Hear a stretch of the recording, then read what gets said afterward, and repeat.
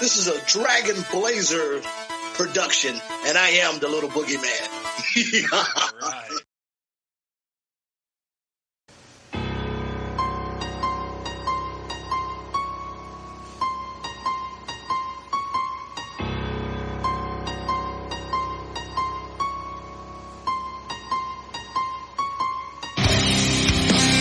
Coming down the aisle, your podcast tag team champions of the world, Boomer and Blaze.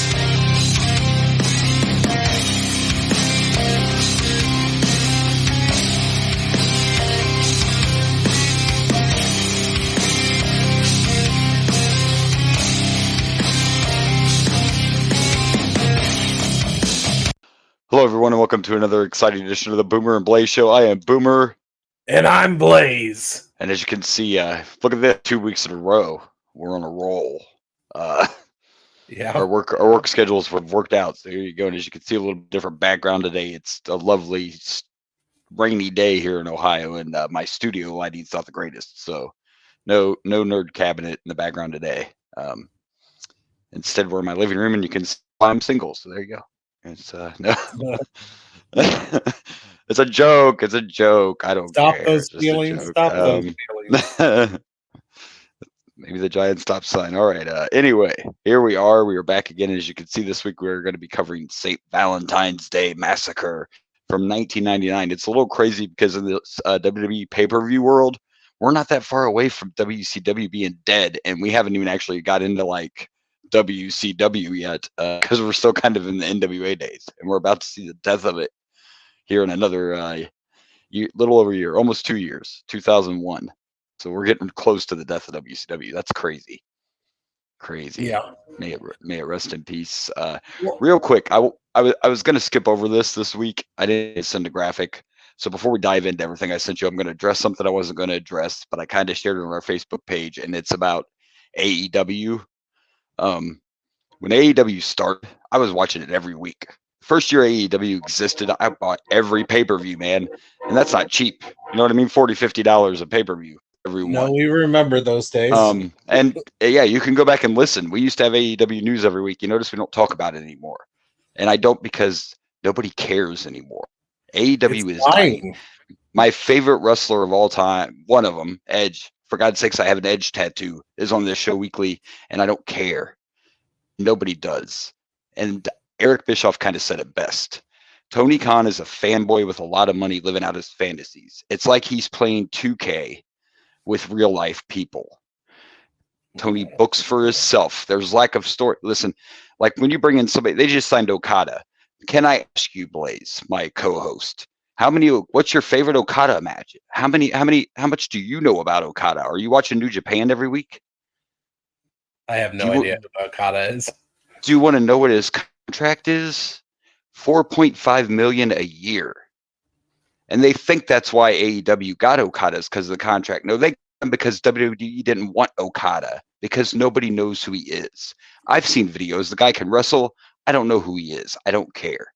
AEW has no story. It's just throwing matches together for no reason. For no reason. This week we have Claudio, formerly Cesaro, versus Will Ospreay. But why? Just because Tony Khan wants to see it. Like you have to have, we talk about it all the time. Not every match has to have a story, but when you have none, when you have no stories, nobody cares. You never separated Ring of Honor from your product. It's just all blended together. We don't know who the hell wrestles for who. But what I wanted to address was this past week. There was zero reason to show that CM Punk footage. Are you a moron? Are you a moron? I heard the first fans chanting CM Punk. Oh, yeah, that's what you just created. Not only that, I shared it on our page. In 1 week, CM Punk was on WrestleMania, Raw, and Dynamite. Thanks to you. All you saw was CM Punk whoop Jack Perry's ass. Oh, and by the way, I'm no lawyer, but I'm pretty sure if there's an NDA, which there is, probably can't show that footage on your fucking TV show. Probably should. Yeah, so he's facing some legal trouble. And all he ever wants to do is try to talk down the other companies and everything. It's just a mess. Like the only reason they're going to survive is if they keep a TV deal, and then they're just going to be Impact. Sorry, fans of Impact, but it's true. The majority of wrestling fans don't watch Impact either. But yeah, it's just the greatest. Impact, actually. The greatest Impact's been getting better, by the way. But my point is, Impact survived all this years, and a lot of years people didn't even watch it, but it was still around. AEW is dying, and it's all thanks to Tony Khan. So there you go.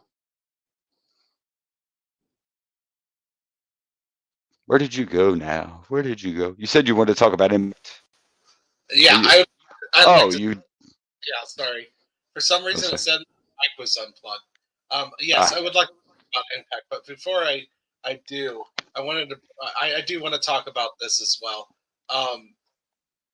So, agreed, and I was talking to a friend about this, and it sucks because I feel like AEW is best for business, to quote an old phrase.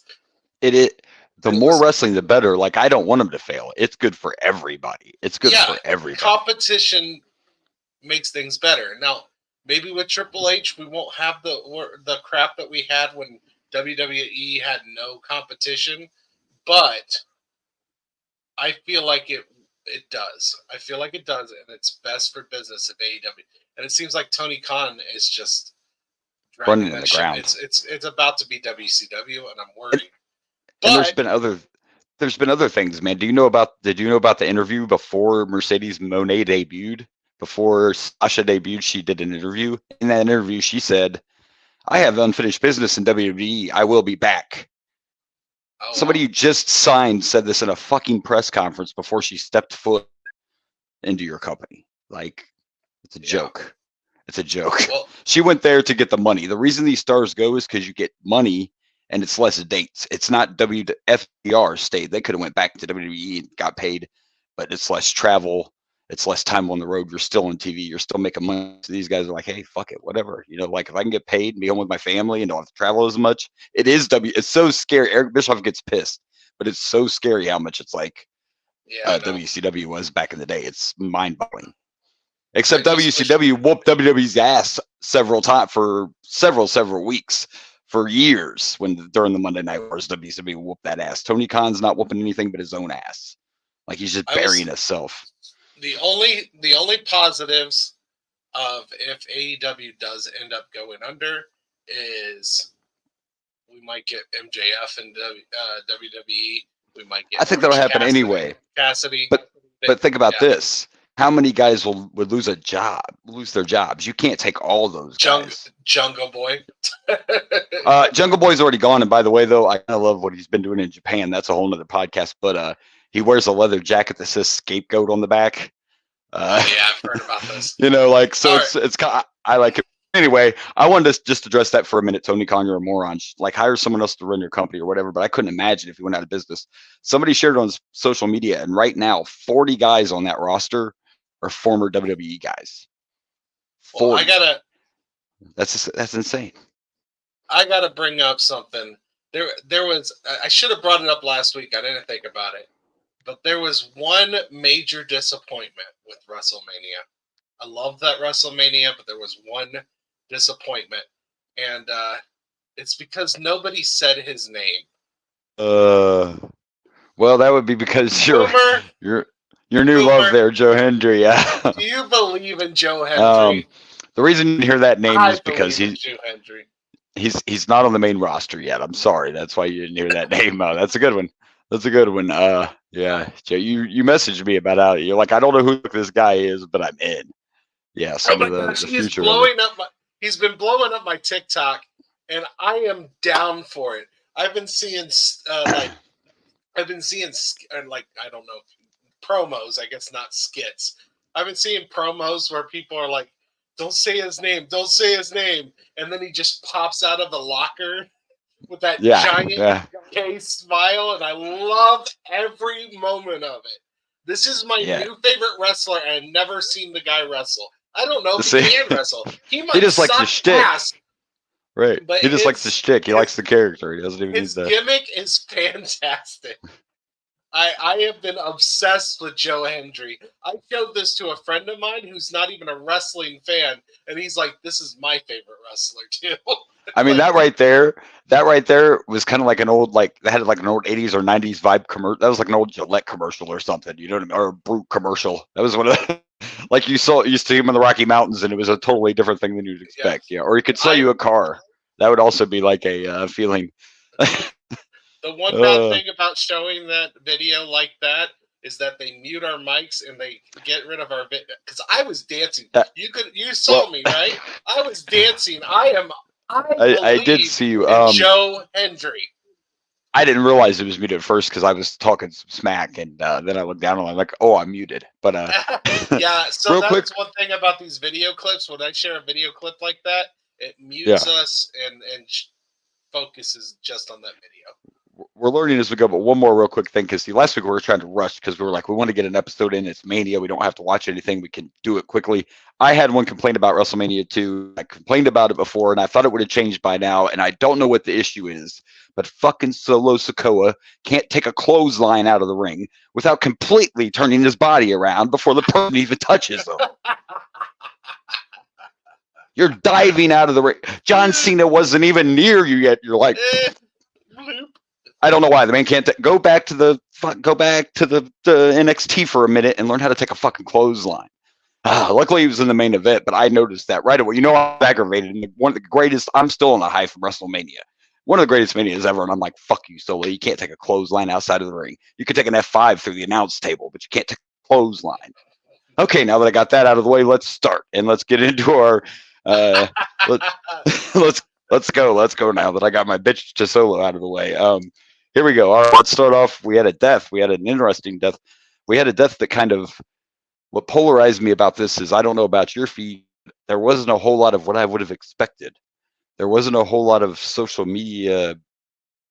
I thought there'd be a lot of immediate, appropriate jokes. I thought there'd be some people happy. I didn't expect to see a bunch of inappropriate. I saw a lot of inappropriate. See, I didn't. My feed was kind of quiet. I thought I expected more reaction. Of course, the family of his Nicole Brown came out saying basically like, "Fuck yeah, whatever." But yeah, I mean, not that that's funny, but hey, so, look, you talk about a polarizing character. It's one of those things. You're talking about an ex-NFL player, a movie star, and somebody involved in a trial that captivated the entire country. I mean, I remember, I don't think if people didn't live through it, like kids today, I don't think kids today could imagine sitting in the classroom. And I was young, but I remember watching this in school. I'm not saying we watched the trial all day long, but I for a fact remember watching parts of this trial in school, not just the verdict. Like, it was insane. And of course, the chase, one of my favorite things ever, the 30-mile-an-hour, 800 cops chase. But anyway, go ahead. I mean, OJ, so, one of the memes I saw was, if this funeral doesn't look like this, and it was like a Ford Bronco with a bunch of black cars with all yeah. So I definitely saw memes of OJ.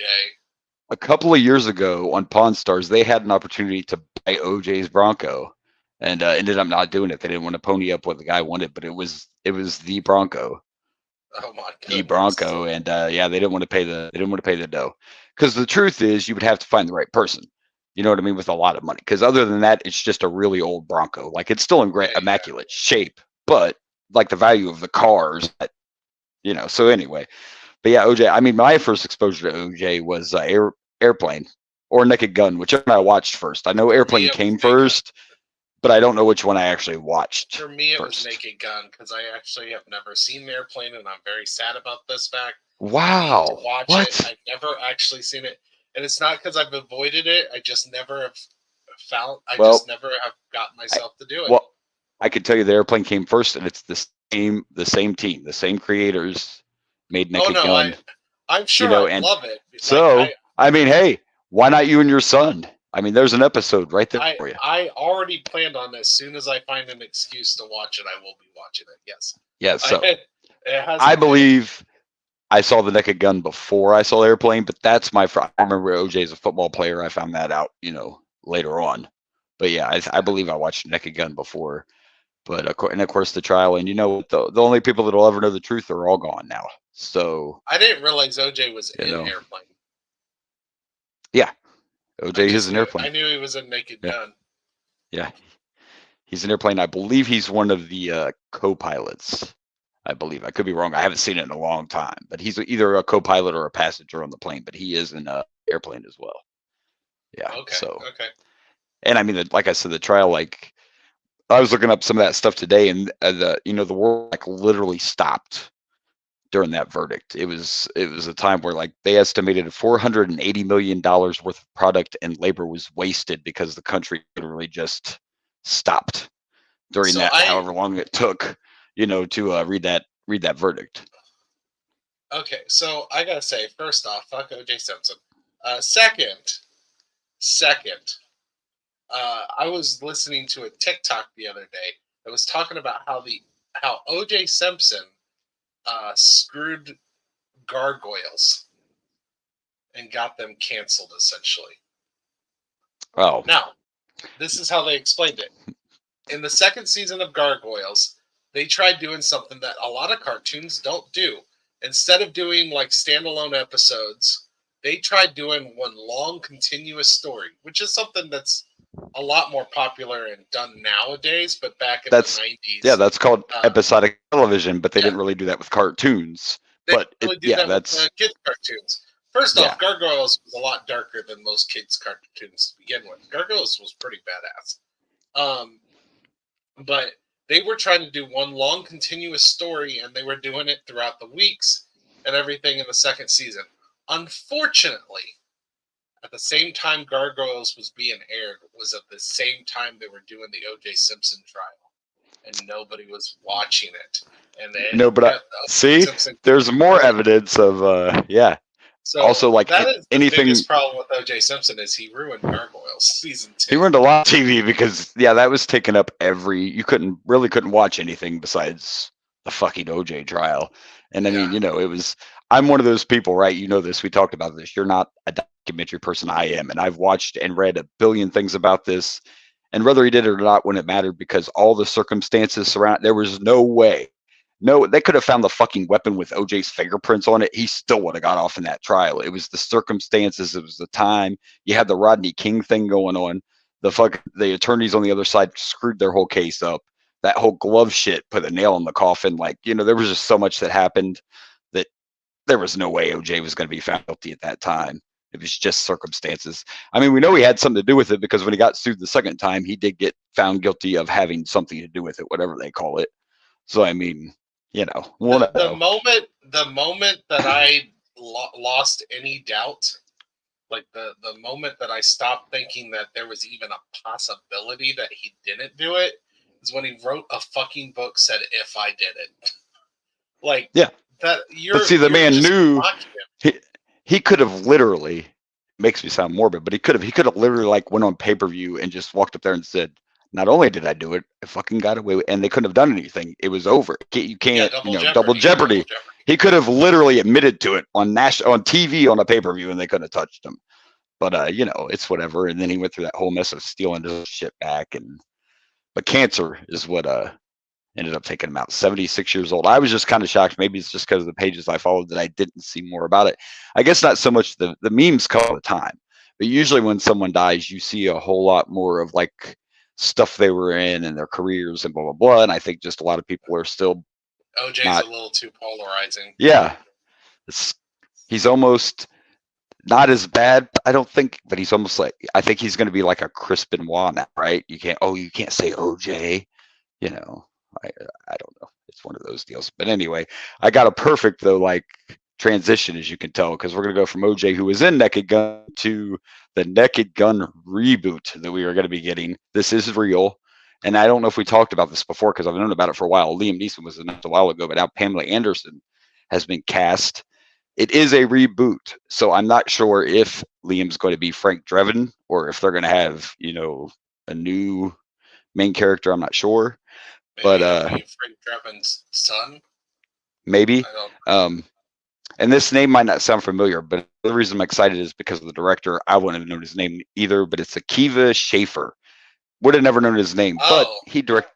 You might. See, you're one of those guys. But do you know a few things that this man directed? Because I know he directed one movie that you really liked. But he did Grown Ups 2, both Neighbors, MacGruber, Hot Rod, Pop Star. Yeah, he's one of the Lonely Island. Oh, is he? I did believe not know he's- that. But I believe I he's didn't know one of that. the three And main Lonely Island. and he That's just why he directed did Hot Rod. Did a lot of stuff with Andy Samberg. He was Yeah, a writer and on he did- SNL. Both the other guys from Lonely Island were both writers, where Andy was an actual okay. one of the alum from SNL. But And he was also the last movie he just did was Weird, the Al Yankovic story. That's the last thing he just directed. So there you go. That's our director. So So I'm excited for it. This I could will be. say I think Liam Neeson's is a good choice to replace, because Leslie Nielsen was originally just a dramatic actor, and the thing Yeah, that made exactly. Leslie Nielsen And a lot of people so don't know that. funny, one of the things that made him so funny is there was so much ridiculous around him, but he always played it straight. He always Right. played it like He didn't realize what was happening. He was always serious, and that's what made the comedy so funny. Is everybody else is being ridiculous while he is just. It's like the world's blowing up, and he's still just drinking his coffee and walking down the street. You know, it's like the chaos is oblivious to him. And I think and to be honest, a proper I think Liam Pam Neeson joke is the atom bomb goes off, and he grabs a stick with a marshmallow and doesn't realize that the world is ending. He's heating up his marshmallow with the atom mushroom cloud. Like that's the kind of comedy, and I love it. And I think Liam Neeson would be good for it. Pamela Anderson on the other side of him, I think it can work. I think it depends on the chemistry between the two of them. But Pam has proven that she can be, she can be funny. She can do this kind of off the wall. She's been in some of those. I can't think of many right now, but she was in some of that, like Not Another Teen Movie, Scary Movie. She was in some shit like that. I think she can pull it off. I guess I'm surprised they went with an age-appropriate actress. You know how it is with Hollywood.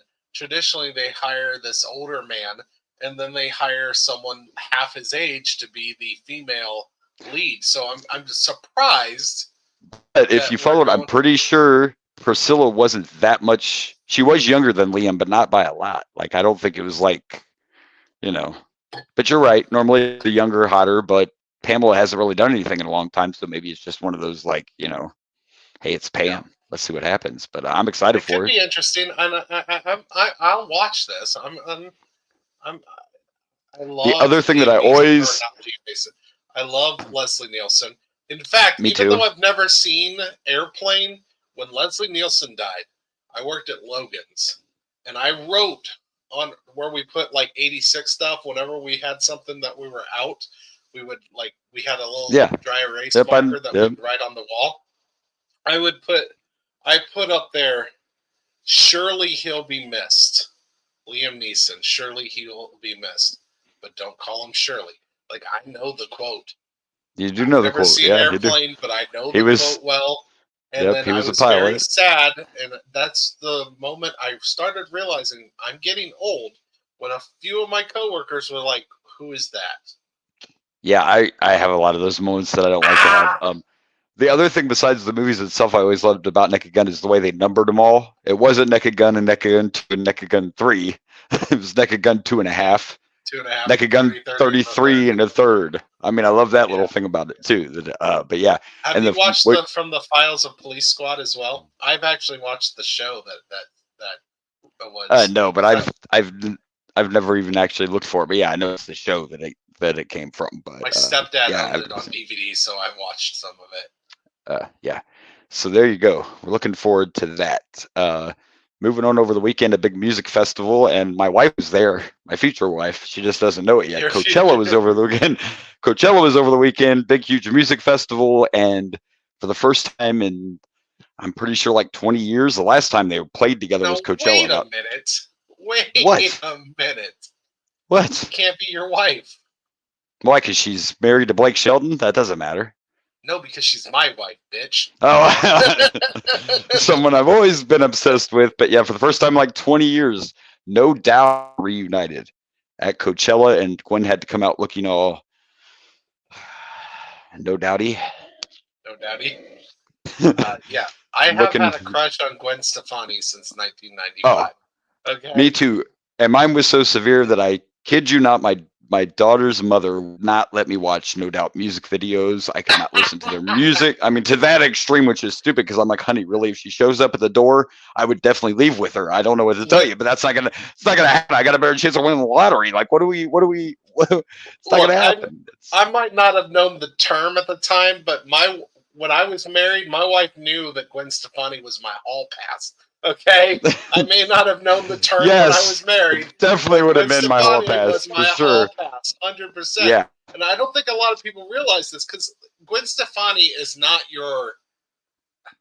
she's not your typical beautiful woman that a lot of people would, No, but that's when No Doubt came out. Stefani. I mean, she is beautiful, but that's one of the things that attracted to me. She wasn't the lead singer of a girl group or whatever you want to say. Like, she was the lead singer of this band that was right at the height of this kind of music, and it was like she was hot too. Band and I became a fan of that type of music because of No Doubt. Right, and then when you find out the backstory, of course, she was not the original lead singer of No Doubt. Yeah, and all that behind it. But they got back together at Coachella. There was another cool moment that I didn't do a graphic for, but Sublime performed, and of course their lead singer passed away. Too. But their son, the son of the lead singer, performed with Sublime. I did not know that. That's cool.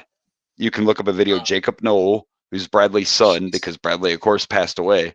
I never thought want to go to Coachella. Performed with him. Kind of sad to go to Coachella.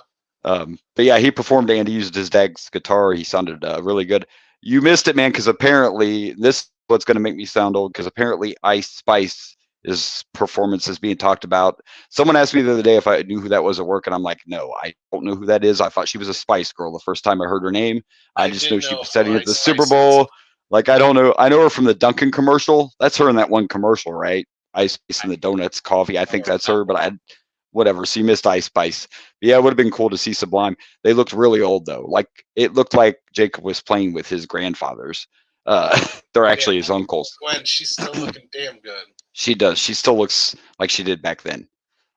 So that was cool to see. And listen, I have some of the video, and you can say what you want because I know they're all professionals, but they literally have not performed together in like 20 years. And obviously they rehearsed, but it sounded amazing. Like, it sounded like No Doubt from back then. So good time. Shelton, she's my love of my life. Somebody came up, and I don't even want to try to remember who it was, but someone came up and sung Spiderwebs with her, but it was something I didn't know. I want to say her name was like Olivia something, but I don't know who she was because I don't listen to new music, so I'm guessing Olivia Rodrigo, if it's Olivia.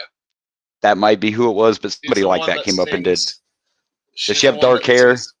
I don't know her that well. It's not like me neither, but anyway. I know the woman, and she sings a song called Vampire. I think it's somebody came up and did Spiderweb with her, and that was another little cool moment for her. So, there you go. But I will be marrying Wim before you do, buddy. Okay. Oh my gosh, we will fight.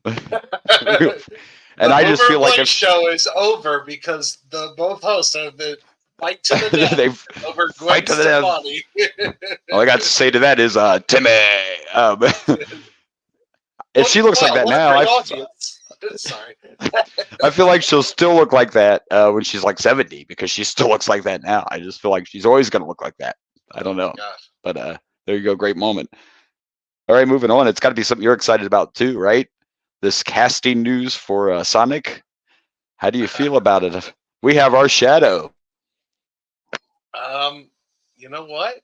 I'm fine with it.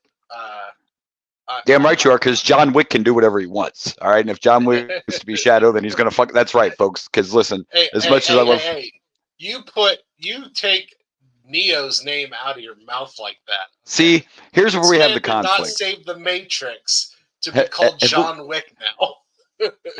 Have we never had this discussion? Maybe I should go back now, but I would never call him that because I tried to watch the first Matrix and didn't finish it. So it was not my thing. Trying to take my woman and you don't like the Matrix? Fuck you. Maybe all these years later, maybe if I went back and watched it, I would. But back then when I tried, and I never went back to try to watch him again. I tried to watch the first one and I liked Keanu, and I'm like, this is not my thing. So He's either going to be John Wick or we're getting in the phone booth and we're going to travel and we're going to be Bill and Ted. Yeah, it's not no Matrix here, buddy. We can do some Point I'm Breaking if you fuming want. right now. You're trying to take my woman. You're Hey, trying to you've tell me never to seen do it like Airplane. the Matrix. You've never seen Yeah, Airplane, but so I regret that decision. I didn't actively watch Airplane and was like, "This is not good." Anyway, These are you can't. fighting words. Don't hate. Anyway, yes, Keanu I'm is not going to the be one Shadow. hating here. Not only is Keanu going to be Shadow, but the retired famous actor Jim Carrey is going to come back again, I know. retired, because he loves this role. So there you go, Keanu as Shadow. Look, I'm excited Anyway. about this because I've loved. In fairness, I would have never thought Idris Elba was the right choice for Knuckles, and he is great. And I'm looking forward to this series. So I'm looking forward to the series too. And to be honest, when the Sonic movie first came out, I kind of thought I probably wouldn't like it. Not because I'm a big kid, not because of that. It's just we all know how video game movies can go. Those Sonic movies are good. Jim Carrey's perfect casting. Like, come on, those Sonic movies are great. The last 5 years, I would say, has essentially done what MCU did for comic book movies. Like video game movies and shows have become a thing. The Last of Us, fan-fucking-tastic. Yeah, they're definitely getting better. I've heard nothing but good things from the Fallout show. Yeah, look, when I watch it, I haven't watched it yet, but we're going to talk about it for sure once I get to check it out because it's got a lot of chatter. There's a little talk about Fallout. Yeah. I don't Twisted Metal. Twisted Metal was real fun. I don't have a real good one. Prime, so I got to get Amazon Prime before I can watch the Fallout show. But I want to see the Fallout show. Really bad. I think I'm gonna wait to get Amazon Prime and get it in July when The Boys comes back, season 4. That's just my plan in my head right now. There you go. I have it all the time, but I also do a lot of shopping on there, so it's worth it for me to have it. But anyway, the Halo show is pretty decent. I like the Halo. I heard it was. Show. I haven't seen it, but that one. Like, it has definitely gotten better. Yeah, and you know what? As far back as I liked the Assassin's Creed movie. A lot of people didn't seem to like it, but I actually enjoyed the Assassin's Creed. Love the game. Never seen the movie. Big Assassin's Creed player. Like I have a ton of the games. One of my It's probably my favorite series of all time, to be honest. The movie didn't. I didn't think it looked bad. It just didn't really appeal to me. I don't know. I didn't want to. My expectations probably would have been too much. I don't know. But I love the game. That's one of my favorite. Believe it or not, a huge Assassin's Creed fan. Huge. The movie was decent. I liked it. Okay, well, I might check it out. Although I haven't watched it in a while, but yeah. So I mean, but they are getting better. To your point, they're getting way better than they were. These are not what they used to be. The Super Mario Brothers movie was pretty good. Haven't watched it yet. Oh, dude, that was great. That was great. But let's be honest, I don't know if I would have watched that if it wouldn't have been for Ryan Reynolds. So I got to be, honest on that one. I don't know because I wasn't a big Pokemon. That was that it was going to be Danny DeVito, and I would have been down for that too. Probably, yeah, because I just wasn't a big, Pokemon guy, so I wouldn't. Without the right casting, I probably wouldn't have watched that. But anyway, to your point, though, they are getting better. I think this will be good. I'm looking forward to it. Looking forward to Knuckles 2, which is right around the corner. So there you go. The next thing we're going to talk about is something you showed me because I am not. We all know, and if you don't know, you don't listen to our show enough. But this man is a faithful to SNL. I'm not hating on that. I don't watch it as much as he does, but he sent me a skit that's now blowing up social media. I never thought Ryan Gosling would perform what is now one of my favorite SNL skits. Because I think it's that good. The more I see Ryan Gosling, the more I'm starting to think I might like Ryan Gosling. I mean, the Barbie movie was great. I kind of want to see this Fall Guys movie, and this isn't the first time he's been on SNL and been pretty funny. Right. But yes, you're right. I watch Saturday Night Live religiously, and I so much so that I would love if I could get me a co-host to start a podcast where I start from episode 1 in 1975 of Saturday Night Live, do kind of like what we do with this show, watch skit by skit and break them down from the beginning. That is a dream. That is a podcast I'd love to start, but as of right now, haven't found someone that would be interested in doing that. It's quite the ordeal, I suppose. So, Quite the ordeal. so Yeah. But anyways, we don't have the whole skit, but there was a skit that we're gonna watch this quick clip of. And here, I swear, there is no way. Heidi Gardner very rarely breaks. Heidi Gardner is the one that was interviewing the woman. She hardly breaks, and if you don't know what that is, that's laugh. Hardly laughs when she's not supposed to in a sketch. Yeah. It's called breaking. Those are my favorite moments in any SNLs, or when it depends. Actors sometimes just can't it gets help. ridiculous. I love Jimmy Fallon, but sometimes him and Horatio Sanz used to break way too much. Way too much. It could be it could be too much, but it's not like that was just a natural, like, I can't. Heidi doesn't break. There is no way that woman ever saw those prosthetics on. I think it was. It was. Yeah. There's no way that that she had seen those prosthetics before. Nope. And that was her first time looking at them in full. I'm guessing they did a dress rehearsal and they just wore the shirt. And they didn't have, like, I'm sure the gums. They had none of the. They probably had none of the prosthetics on. I bet none of it. You know, I think it was just the outfit. Yeah, I think it was the gums that did it, because she kind of broke a little bit when she saw Beavis, and it was just the hair. But I think it was the gums, and I think he was doing like a really goofy face when she turned. He was. You could tell. I think he was just really trying to fuck with her, and it was hilarious. It was great. The thing is like, the sketch is kind of dumb, and it's not the best sketch in the world, but the fact that it made her, like, it made it great. It made it great. Yeah, it was a good episode. There was a lot. Ryan Gosling can't keep a straight face. He's laughing through the whole episode. But it was a fun episode. I really enjoyed it. There was a fun bit on Weekend Update where, so in the last couple episodes, what's his name? Michael Che. In the last couple episodes, Michael Che on the update desk has done nothing but make jokes about women's college basketball, and he had like a joke about talking about how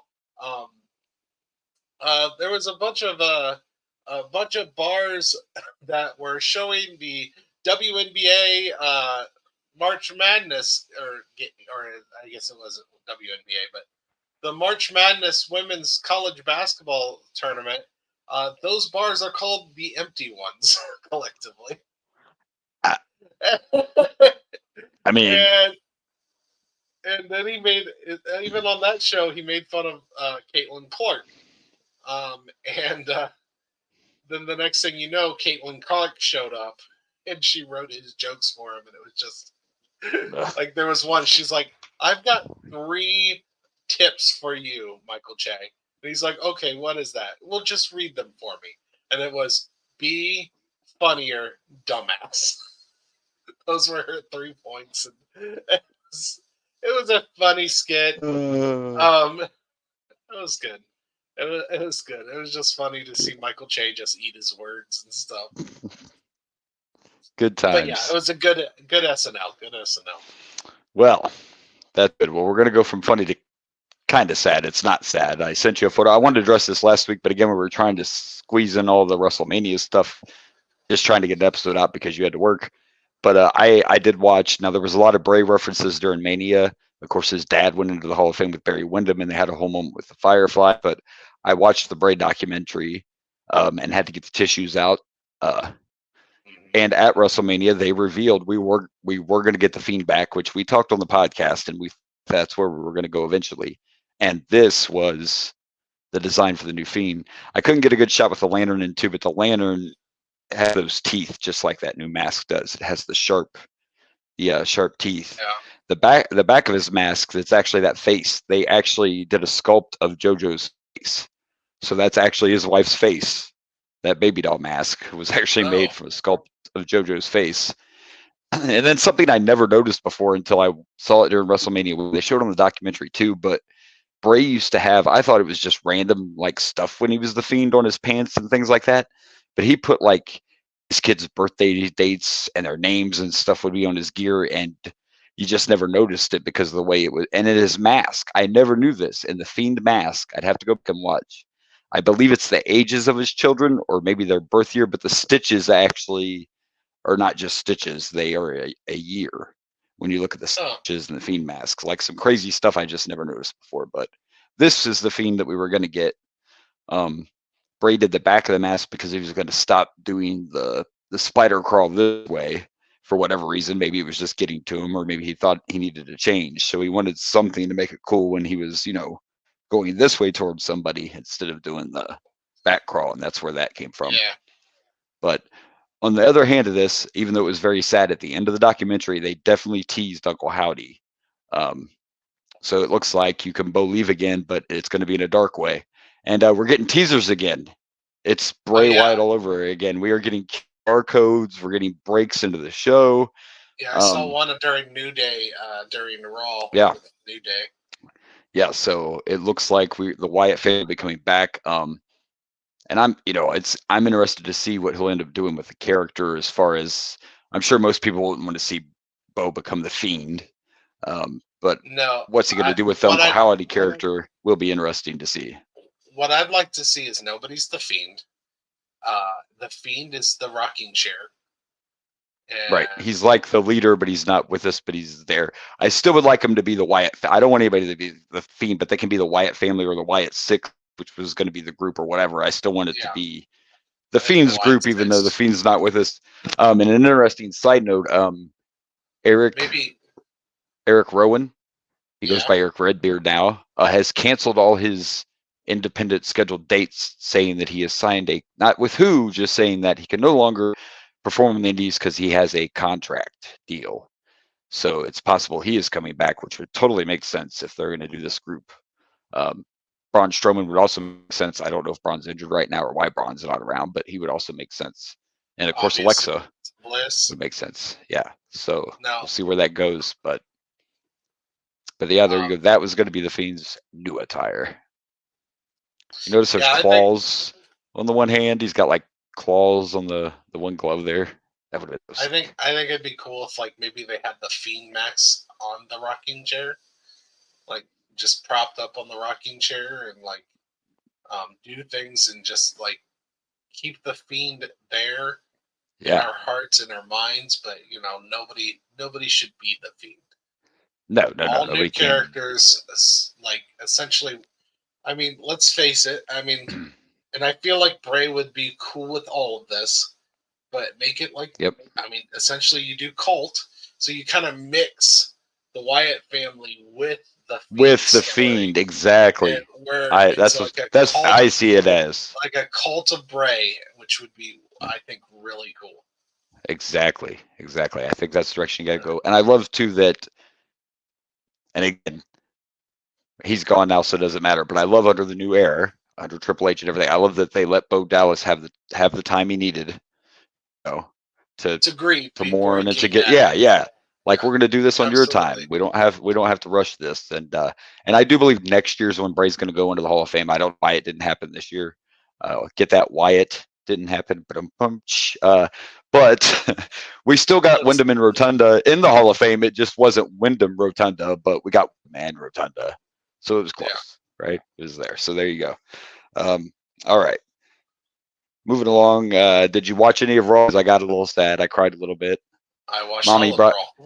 Me too, by the way. Ish. I guess. I know, but come on, wrestling is good again. I have watched every episode of Raw and SmackDown since WrestleMania. So have I. Because I've been interested. I will say on a quick side note, not to deep dive, I love him to death, but let's cut back on the Cody promos. WrestleMania is over. If you just throw them out there with, dude, not every show every week. People are going to get tired. There's already people bitching online. You don't want them on every show every week cutting the same promo.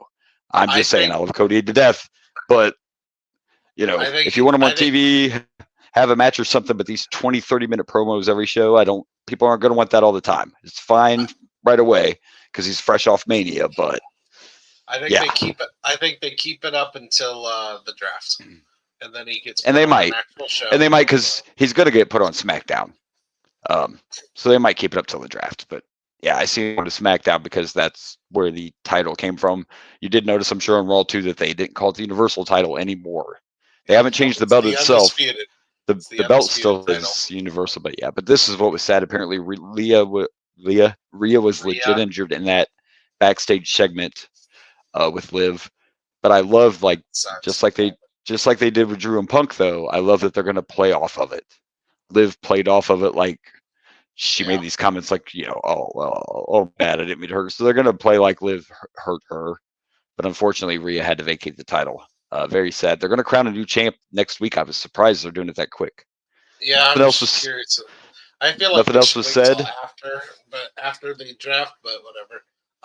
Not only that, why wouldn't you have like a tournament or I feel like it's going to be in like a gauntlet match or a 6-pack challenge. I don't know how they're going to do it because they didn't say. All they said is we're going to have a new champ next week. So, but that's unfortunate. I mean, I think it would make sense to put it on Liv, right? And then when Rhea comes back, she goes after Liv. I mean, it seems to make sense. That's probably what they'll do. They'll probably have her win whatever happens. So that'll be next week already. But yeah, that was sad. It's always sucks when they get injured and they have to. You don't see it very often. Really, if you think about it, you don't see a title vacated very often. So it sucks when it happens. But come back stronger, mommy, and just take your title back. It's a bummer though, man, because I'm wondering how long her reign was going to be. You know what I mean? Was she going to be the female Roman? Was she going to have I don't think she would have had a 4-year run. Could have seen her having it until next year's WrestleMania again. I could have seen her going another year. So sad to see that. Do you know how long she's supposed to be out? I do not know. They might have released something today. I didn't check again, but yeah, I don't know how long she's going to be out right now. I would hopefully by SummerSlam. It's what sucks is they're playing that they played it up that she's going to be gone. She's in a storyline where she could still be there with the Judgment Day if she, unless she wants to just take the time to rest. Well, yeah, but if it's something that requires surgery and rehab and all that, then you can't really be on TV right away. You know what I mean? You got to take some time off. So who knows? Some healing time. But she's at a storyline where I think just being part of the Judgment Day would be perfect. She might still make some appearances. You never know. Yeah, you can always find a way to do it. You can always find a way to keep them, on TV. I remember doing it with Randy Orton way back in the day when he first came in because he got hurt. He had to have surgery, and he kept giving updates every week on these vignettes about how he was feeling and shit. It was good stuff. Classic heel shit. We got a return Monday night, and not only did we get a return, we got a return with the proper music that never should have been taken away in the first place. A little bit of a remix, but Sheamus returned. I want to say this right now to all you internet trolls who, by the way, are probably living in your mom's basement and playing Dungeons and Dragons anyway. Fuck you for body shaming Sheamus. Who cares if he doesn't look like he did when he left? I bet he could still whoop your ass with one hand behind his back. People are. If you pull up a picture from 5 years ago when he was younger, he was more jacked. Look how thick that man is. Go in the ring with him. Don't body shame Sheamus. Fuck you. Are you a pro wrestler? Don't fuck with the Celtic Warrior. I mean, shit. Not only that. Slaughter you. Motherfuckers. Yeah, let him give you a brogue kick. See if you get up from that. Not only the pop was huge, but he did get his music back. They remixed it a little bit. But when I saw Raw, the crowd was so loud that you almost couldn't hear the music. Yeah, but he does have his old entrance music back. Changed the gear up a little bit to like the longer kind of half trunks instead of just tights, and he got a victory. So it's good to see Sheamus back. Fuck you, body shamers. You don't know the story behind it. Everybody's like, did they bring him back too soon? He's not in shape. Most wrestlers leave and come back looking jacked. Like, whatever. Get out of here. I don't see you in there doing it. I hate everyone. I hate all body shamers. I hate them all. They did it to Jericho when he first got in AEW. Come on, man. Who cares? I don't see you a professional wrestler. The man doesn't have to look like that at the time. All right, we got something else to talk about that I personally was so excited about. Thank you, Triple H, for getting rid of the American Gladiators tag team titles. And look, I look, think we've talked about this, and I actually didn't hate those titles, I hated them. other than the fact that I wish they had a better color scheme. Put some silver or some gold on those instead of red and blue. Those were cool looking titles. The plates for me didn't have I guess they were a little too generic for me. They kind of looked like they always kind of looked like wish belts. I didn't mind the silver plates. I'm all about every belt doesn't have to be gold, you know. Oh, but it was just kind of I'm talking about plain to me. They did red and you didn't like the straps. I'm saying I thought the plates were too boring. They had the straps. I saw them the other day. Even the part that should have been gold was also red. They had a whole red themed, and I think they would look good. Are you? But are you talking about just the belt strap itself? No, I'm talking about the big metal thing on the front with the. The plate was just silver. It's always been silver. Spartan. Yeah. Could have swore it was red. No, it's silver. The straps are red. The SmackDown was blue, and Raw was red. But the plates themselves are just silver or platinum or whatever they're supposed to be. Yeah. I don't believe you. Okay, we'll go ahead and. But these bad boys here, these new tag titles are beautiful. We have side plates that are removable.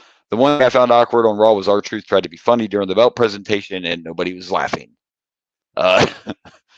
He tried to do his, typical R-Truth. We all love him, but yeah, it didn't go well. No one liked that whole. Good looking. There's some good looking belts though. I assume the SmackDown titles are gonna, because people were trying to say the belts don't all look the same. This does not look exactly like the World Heavyweight title. It has a similar center plate there in the middle where the W is, but that's a beautiful belt. It's got those bird lions on the side. I love the thing. And next week, those titles are on the line. Same show when we find out who the new woman's champion is. R-Truth and The Miz are defending against DIY. At least I hope it's DIY and not Triple H and Shawn Michaels, because you never know which ones are in the. You've seen all that. Did you see the skit where R-Truth stood up at Shawn Michaels' office, but he was talking to him and thought he was Gargano. He was talking like he was Gargano, but it was Shawn Michaels. It's this whole. That's why DIY dressed like DX at WrestleMania, because there's been this whole joke about R-Truth is getting confused between the actual DX and DIY and who's who. It's a whole thing. So, okay. So there you go. The new tag titles on right. Raw. I'm crazy. Sometimes we're all a little crazy. We have our one more thing. I just want to try to wrap up a few other things because so much has been going on. If you watched Friday, we got a new member of the Bloodline, and old Jimmy got took out by Solo. A lot of people are already thinking it, and I can see this happening too, that we are going to end up with two Bloodlines. Yeah, and like believe that situation. Yeah, and many believe that like Solo and Tom, if they're going to call him Tamatonga, I don't know, but it's Haku's son. For those of you who remember Haku, many believe those two are with the Rock, and that's why they kept Paul Heyman from trying to call Roman Reigns, because they kept saying tribal chief's orders, but Paul Heyman was scared to death, and they wouldn't let him call Roman. So a lot of people feel like we're going to have a Rock, and let me tell you what. Imagine Rock's bloodline being bad, and Roman coming back with the Usos. Roman's going to be Hulk Hogan. Absolutely. Like, boom. So that's where a lot of people think it could go. I could see that happening. I agree. Yeah, definitely.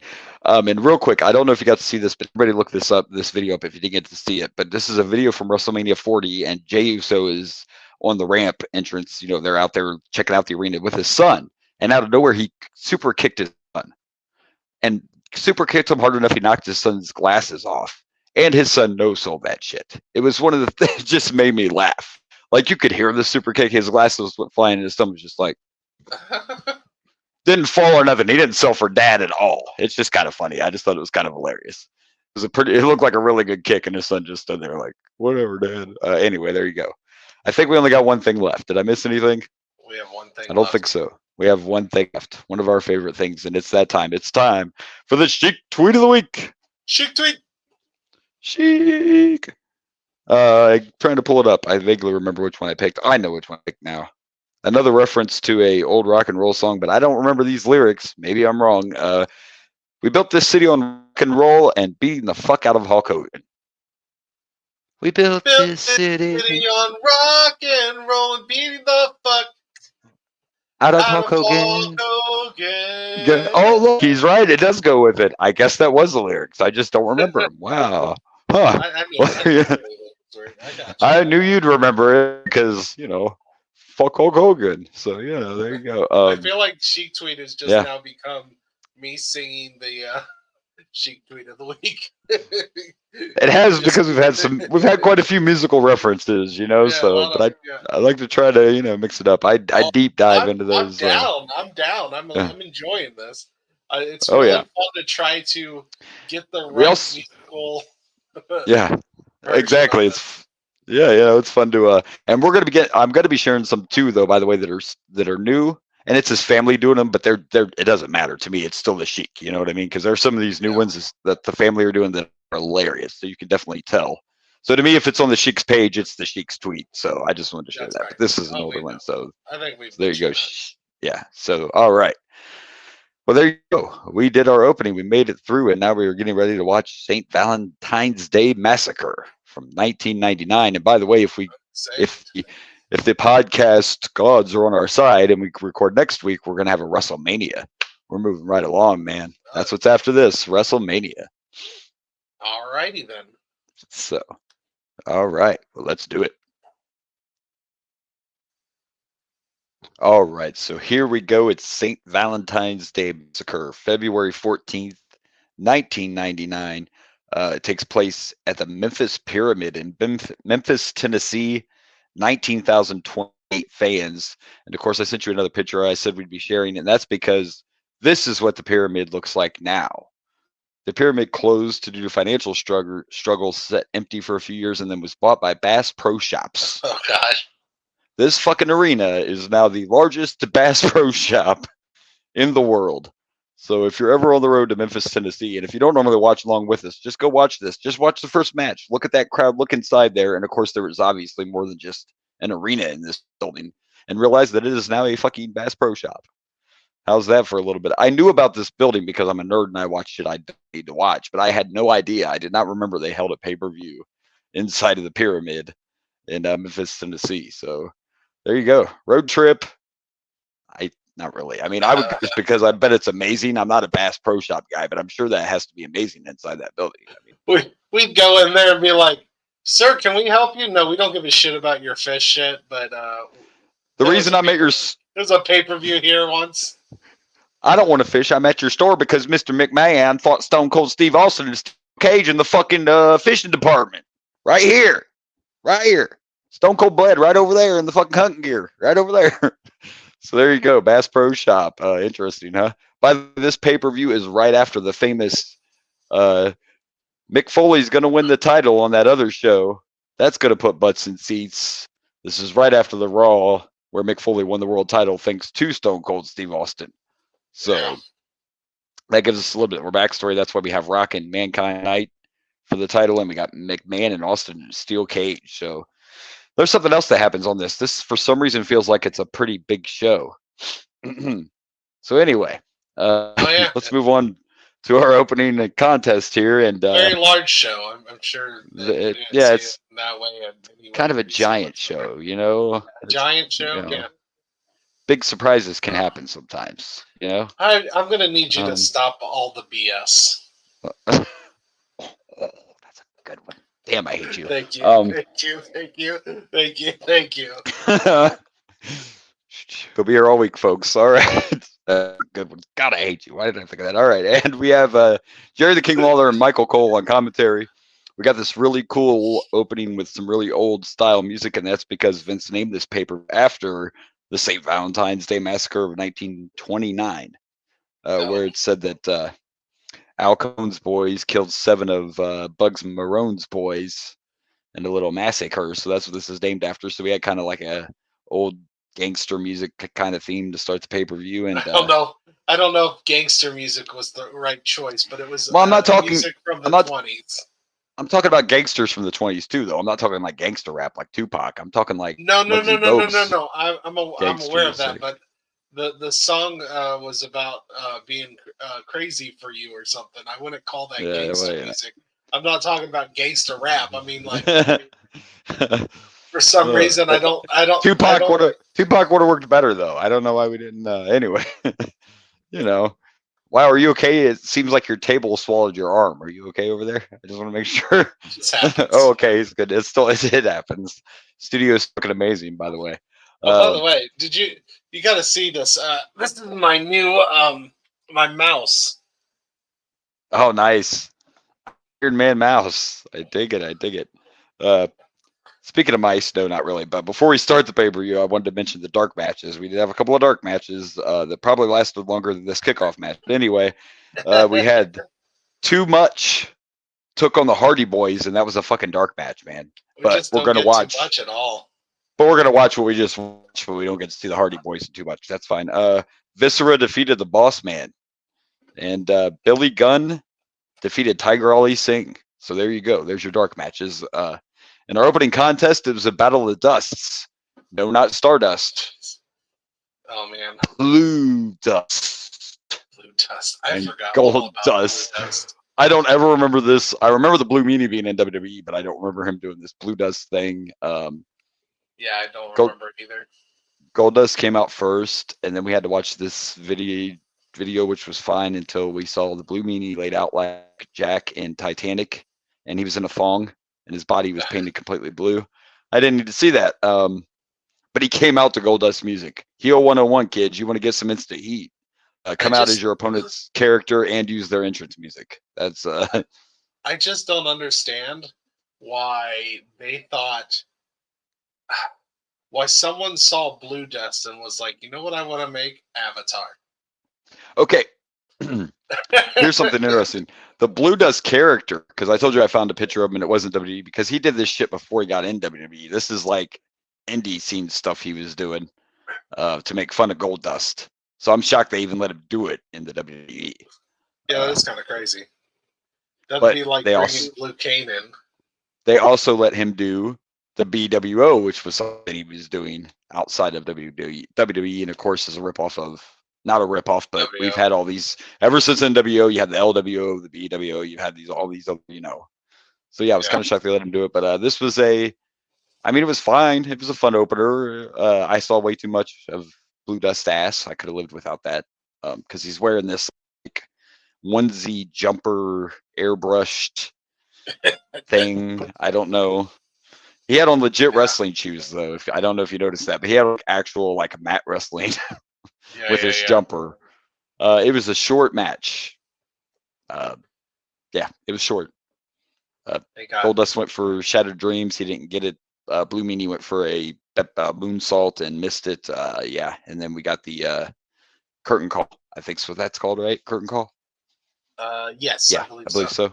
And that ended the match. So yeah, luckily it was quick. Listen, I thought Blue Meanie was always entertaining, but I don't remember. And like I would have rather saw the Hardys against Too Much. I'm just saying. I was never a big Blue Meanie fan, but to be fair, I don't remember a lot about the Blue Meanie. But I didn't watch ECW, and he was only in WWE for a little bit. So there you go. But that's our opener. Apparently they're in a feud, but I didn't really understand why they should have packaged. But other than it seems like Blue Dust is obsessed with Gold Dust, I guess. I don't know. It was short and sweet. Do you need more of a reason? Not really. It's Gold Dust. He's weird. Some other weirdos obsessed with him. Good enough for me. Yep. We're watching this, and I'm like, we got Goldust fighting Gilbert, and now he's fighting Blue Dust. That's why WCW is beating them. That's it right there. But this is actually where it starts turning the tide. The Mr. McMahon character helped WWE start winning again. So it's very interesting. I can't wait till we get into all that. Like we would have never had the Attitude Era if it wasn't for WCW, whether you believe that or not. Yeah. So I kind of can't wait till we get there so we can deep dive into the Monday Night Wars. Anyway, because this was a kickoff, this was fine. It was nothing over the top. It kind of felt like a Monday Night Raw or even worse, a Sunday Night Heat match. It was fine. There were no botches or nothing. It was just what it was. It was just whatever. I'm going to give this 2 dusts. A gold and a blue. Yeah, I'm with you there. I'm going with 2 blue balls. I asked him. I'm glad you just said that, so I remembered. He had Blue Meanie up for the Shattered Dreams after he won the match, and I said, so if he kicks him in or gives him the Shattered Dreams, does that mean he has white balls now? Because they got to already be blue, right? He's the Blue Meanie. He's got to have blue balls. Right. Absolutely. And again, it didn't get the 2 because it was a bad match. It's what it was. We've talked about these kind of matches before that don't even feel like a pay-per-view match. I could have watched that on Raw, SmackDown, Heat, Velocity, whatever. So right. It's fine. Not Goldust's fault.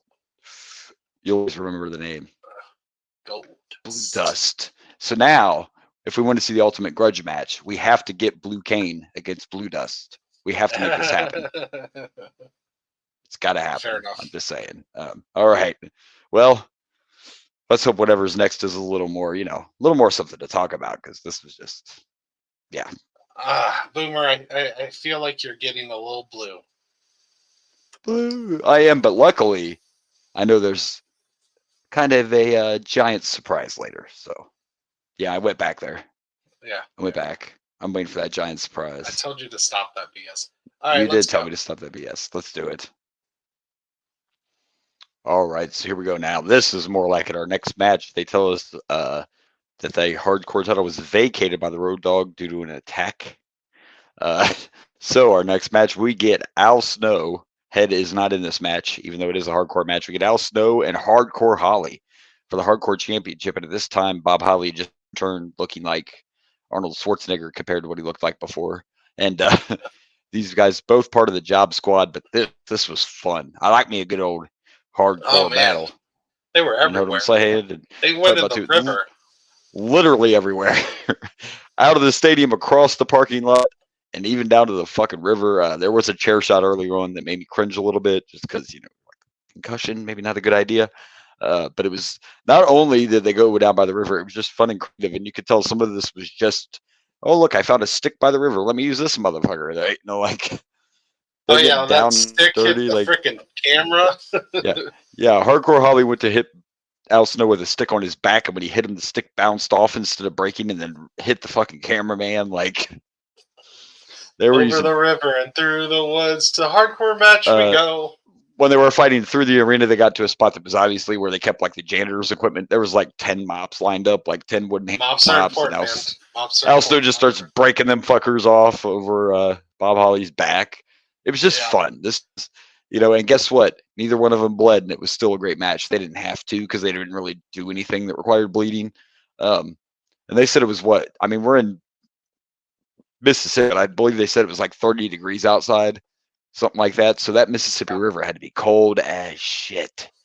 And they were in the river. They both started fighting in the river. There was a tire laying there in the river, and started using the tire as a weapon. These guys gave zero fucks. Whatever they could find. There was a shoe in the woods, and they're like, yep, there's a weapon. Just fun chaos. This is, and I know they tried this with the 24/7 title, but it just, and that's because they named it that, but it just wasn't the same. And we didn't see anything else happen here. I was kind of waiting to see if someone was going to come beat Hardcore Holly that quick, because back in this day, the hardcore title changed sometime 3 or 4 times in a night. Sometimes it happened. And I can't wait to see Crash Holly defend the title in a a Chuck E. Cheese type place, and they fight in a ball pit. It's just good times. It's good times. But this one at the end, there was a roll of fencing, almost like chicken wire, out by the river. And Bob Holly unrolled it. Al Snow ended up there eventually. They were fighting back and forth. They were both trying to use this stuff, but it had gotten unrolled, and they were fighting back and forth. And Al Snow ends up on the chicken wire fencing, and Bob Holly rolls him up like a fucking burrito and pins him. And obviously, he can't kick out because he's like a flapping fish. So it was a creative finish. It was fun. They used their environment well. Oh, the good old days. You know what I mean? And again, and I only say that because another criticism of AEW has been they think they need blood all the time. To be more specific, fucking John Moxley thinks he has to bleed every time he steps into a ring. Like it makes him some kind of badass. I don't object to blood, but what I'm saying is it's not always necessary. And this was a hardcore match, but I didn't watch any part of this and go, wouldn't they be bleeding? You didn't need blood. Everything just looked like it hurt really fucking bad, but nothing looked like it was going to bust you open. And it was highly entertaining. It was just fun. It was hard to tell if the crowd's really into it, because I can tell you from experience, and you can listen to this in the archives, when you're at one of these pay-per-views and a match is taking place not in the arena, you're not enjoying it. You're watching it on the screen. It feels like the Boiler Room Brawl was one of the worst things to ever see live between The Undertaker and Mankind, because we had to watch that stuff in the arena. So I'm sure the fans weren't quite as into it as they could have been. But when Bahali, they apparently wanted him to come back in to get the belt, so he walked all the way back across. He's like running and shit, trying to get back to the arena. Like, it took as long as the match to get back to the fucking arena. But when he finally walked in there, everybody was cheering for him. And they actually mentioned during all this that he was trying to shed the image of Sparkplug Holly. Yeah, so which he does. He does very well. Hardcore Holly had a really good career, but this was way better than the opening match. Oh yeah. I also liked the fact that they were friends. They talked about this all the time. Friends on the same team together. They whooped the shit out of each other. It didn't matter. It was for that hardcore title. You may be my friend, but I'm kicking your ass, and I don't care. The finish, very creative. I don't ever remember seeing that. I'm gonna give this 3 heads. I really enjoyed this match. I'm giving this 4 Job Squad Civil Wars. Jobs, dude. Nice one. Got us a Civil War in the Squad. We think we're about to get to Civil War with the Bloodline too. Speaking of that, the Blue Meanie was also on the Job Squad. I don't know if he is at this time, but he was a Job Squad. Just taking over this pay-per-view so far. Dude, you thought the NWO was badass. You ain't seen nothing yet. You got the Job Squad, baby. And we got the corporate ministry too, which means Viscera and Midian. So we got that to look forward to. I believe both of them are on the show. We'll find out. But did he say Viscera was in the dark match? Oh yeah, Viscera fought in the dark match. That's right. But I do know Midian is in the next match because I did some peeking. Okay. So we get some Midian next. Looking forward to that. All right. Well, look forward no longer. Let's start. Let's do it. All right. Well, kids, there's a saying that says they can't all be winners. And so now we were at a point where we have the corporation, which we've seen already with this whole Stone Cold story, and now we have the Ministry of Darkness. So we're gonna have us a little battle, and representing the corporation is the enforcer, the security guy, the big boss man taking on Midian, aka I forget what that wasn't Henry. He was the other Phineas. The old Phineas Godwin is now Midian. And nobody cared. Nobody cares. Nobody cared. There was literally boring chants during the match. Nobody cared. Nothing against either one of them. I just it was another one of the look at the Ministry of Darkness when they came out. You have the Acolytes, Edge, Christian, Gangrel. You put Midian out there. I'm not trying to knock Midian, but I just don't think he was the big enough. Boss Man's been there for a long time. I just think Midian was the wrong choice. I don't think the fans were quite behind Midian. They hated Boss Man, but I don't think they were enough behind Midian to really care about the match. Right. My yeah, opinion, you had the Brood available. Although, let's face Yeah. it, I mean, we could have the Brood and APA later in another match. So Yeah. To be fair, you could, but Yeah. I mean, I think Viscera would even though he's not a great wrestler, I think Viscera would have been a better choice as far as maybe getting heat or something to the match other than the boring chant. I don't know. yeah, I don't know. I mean, I don't know what the rest of the card is, so we could get. I don't either. We could get better options, or you could have done. You had the Brood there. You could have Edge or Gangrel do it. I would say Gangrel could have did it. I mean, I just think it was the wrong person for the match, and he come out in his spray painted, airbrushed, but the Confederate flag tattoo still sticking out like a sore thumb right there. But there you go. Another, it was what it was. And again, this is another part of wrestling, right? The match itself was fine, I guess, but the crowd's a big part of wrestling, and the crowd didn't care, and it went from being quiet to boring chants. That's the last thing you want. It's another match you could have watched on Monday Night Raw, probably more like Sunday Night Heat for sure. Shotgun Saturday Night. I don't know. Yeah, it was not great. Agreed. Yeah, I don't know. I'll be generous, and I'll give it 2 nightstick shots to the face. 2's kind of generous. But again, it wasn't really a horrible match. It was boring. which is bad. So I'm going to go with how many Godwins was in that ring? 1.5. How many Godwins was in that ring? Who's the half Godwin? I don't know. I don't know. Is Boss Man related? Boss Man's related? He has his brother on one of those tattoos somewhere, so 1.5. Probably. That's definitely a possibility. It really is. Yep. All right, well there you go. There's another stinker for this pay-per-view, but that's okay. That's okay. Maybe it's going bad, good, bad, good. You know? You never know. Maybe. We'll Maybe. see. That's totally a possibility. Let's see what's next. Not much more to say here. Oh, we forgot. I guess we got to see the whole ministry. And they took the Boss Man away. There's We a don't know lot where of they took him. ministry.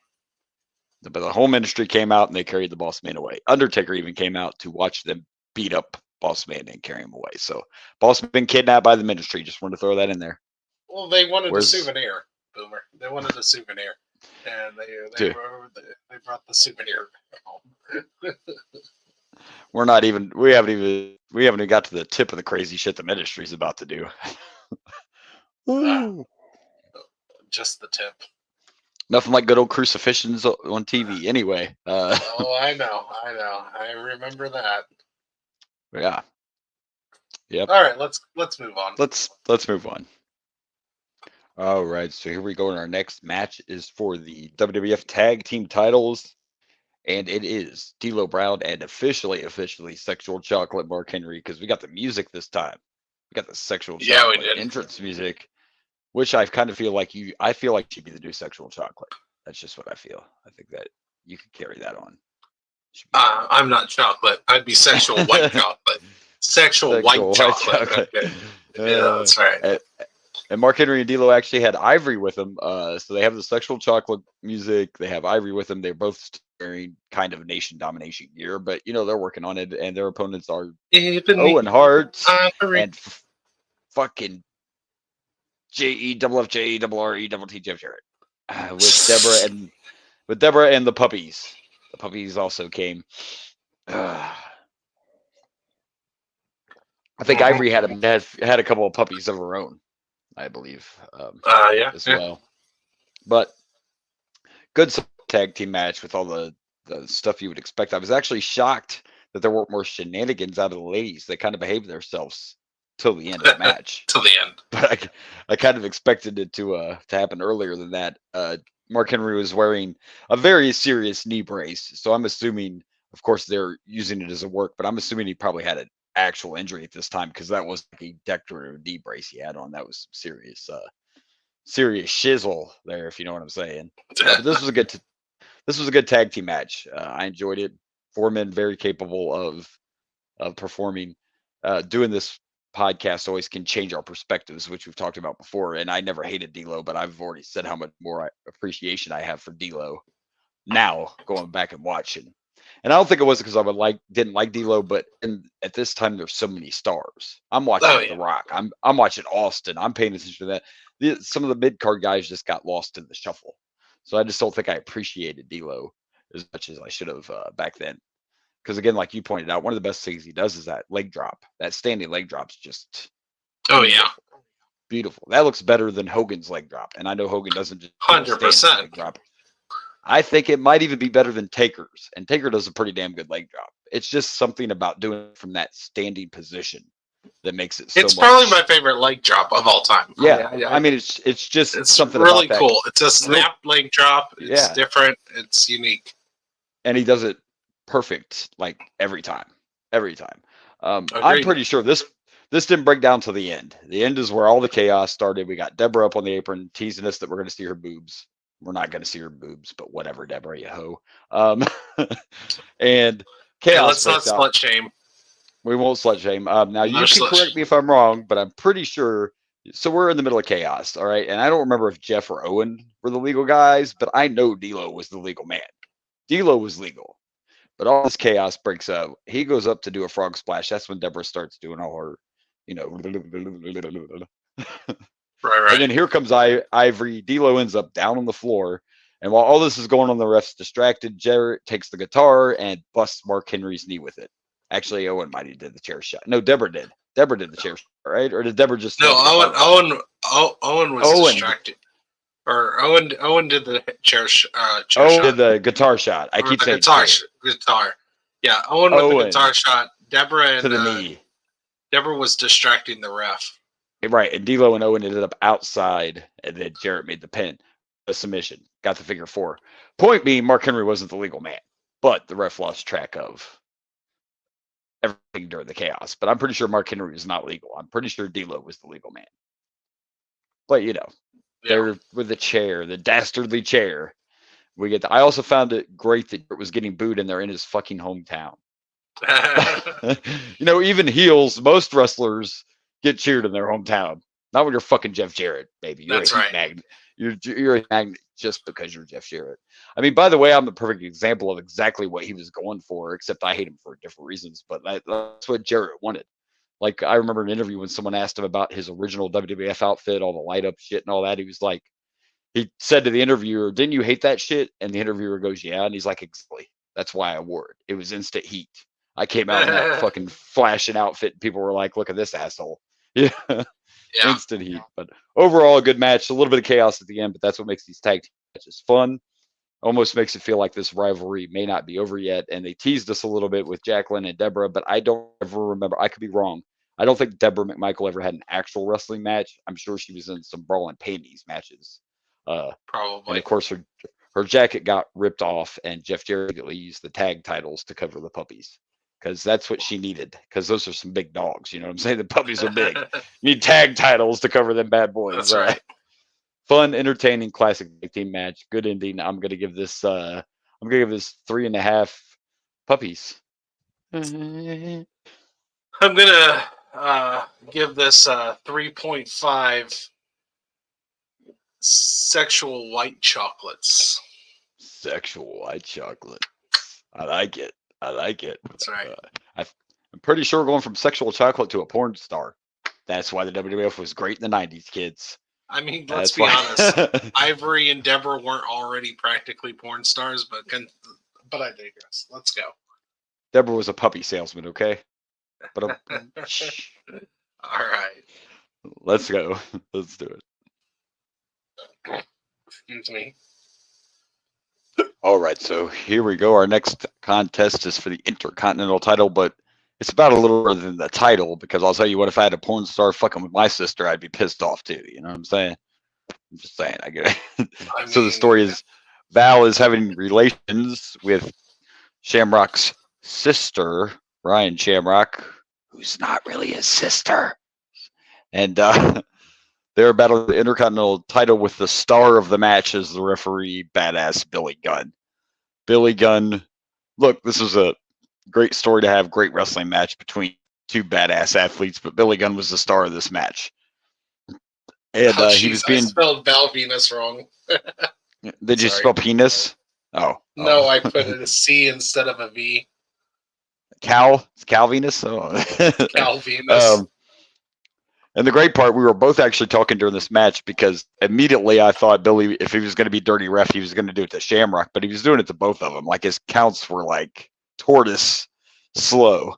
Yeah, he was just fucking with them both. Yeah, fucking with them both. But the problem with Shamrock is the one that was taking it more seriously. It didn't seem to be bothering Val as much. Val was just kind of a little bit at the beginning. A little bit at the beginning, but it was a back and forth match where both guys had a pretty good chunk where they were kicking each other's ass. When we got towards the end of the match, though, Sis helped out Val. Sis wasn't trying to help out Ken; she was trying to help Val out. A little dirty. I don't really think she hid her loyalties at all. No, she did not. No, and Ken just didn't want to. Again, kids, see storytelling. She wasn't even trying to act like she was not aligned with Val, and Ken just didn't want to accept it. He wants to think that Val's somehow, brainwashed her or something. As Ken's perspective, he doesn't want to believe that she wants to be with Val. So she does a little dirtiness to him, and he gets out of the ring and in her face like he wants to catch a case. We're gonna have a sibling rivalry there for a second, but she just bitch slapped him. That was the simple solution to that. Just give him a good old bitch slap. So I liked that part of it as well. I am a man that usually knows a lot of things, and you asked me during this match if that was Ken Shamrock's actual sister, and I could not remember, so I had to Google it. I'm ashamed of myself. Um, but it was not. She was a local wrestler that they found somewhere to play Shamrock's sister for the storyline. But still a great storyline. And really, what happened in the end is Shamrock decided he was going to put his hands on the ref, and we all know you can't do that. You're not allowed to put your hands. You cannot put your hands on the officials. So Not one that will kick your ass. Right. Like Earl Hebner can usually push you down. This isn't Earl Hebner. This is fucking Billy Gunn. I thought he was going to give him a famouser out there, but he didn't. He just hit him a few times, threw him back in the ring, and then did the quickest 3 count in history to make Val the new Intercontinental Champion. Then Shamrock and Billy fought a little bit on the outside, and then Billy went in the ring and started beating up Val too. So obviously Billy's motive was, I don't really care who walks out of here with this title. I want the title. I want to be the champion. Right. I think this is leading up to a triple threat title match at WrestleMania. Possibly. This was definitely, and once I saw that happen, so I said, okay, so Billy's motive the whole time was, let's see what happens. Like, Billy didn't really care who walked out of there with the champion, but once Shamrock put his hands on him, that made the decision for Billy about who was going to walk out of there with the Intercontinental title. So I enjoyed it. It was good storytelling. It was good wrestling. And then you had the extra layer of the special guest referee, and Billy Gunn was magic in it. Like, early on, he went to do a count, and when he got up, he did one of these, and he was like, oh, my shoulder. Like, he couldn't make the count because his shoulder was hurt. Like, it was fucking great stuff, man. And again, I don't have to sound like a broken record saying that I didn't have an appreciation for Shamrock back then. Opposite, though, I always loved Val. And it wasn't necessarily character. I'm talking Val Venus was a good wrestler. Like, Val could go in the ring. And we all know the money shot was... He could go all night, I would say. That's what the ladies said. Hello, ladies. So I enjoyed this. There are 3 men in this match, but I thought it was a little better than that. So I'm going to give this 3.5 slow counts. 3.5 slow. Yeah, I enjoyed this a lot. So I'm going to give this the 1, 2, 3.5. He's doing the fast. I do the fast. You do the slow. Yeah, absolutely. Yeah, and it works out. All right. Well, I know what's next because I peeked ahead, and this should be interesting because I don't remember. I know I watched this pay-per-view. We're about to get ourselves a mixed tag match, folks. But there's only one woman involved. Only one woman involved. Wonder who it could be. It's a wonder. It's a wonder who might be the woman in this match. Like the 8th wonder or the 9th wonder, because Andre was the 8th. But anyway, let's check it out. Let's see what it is. All right, so here we go. Our next match is a mixed tag match, and they always want to talk. Fans and stuff always want to talk about the women's revolution and Becky and Charlotte and all this, and that's true. But China was back here doing stuff way before. And this is another example. They said China was the first woman ever to.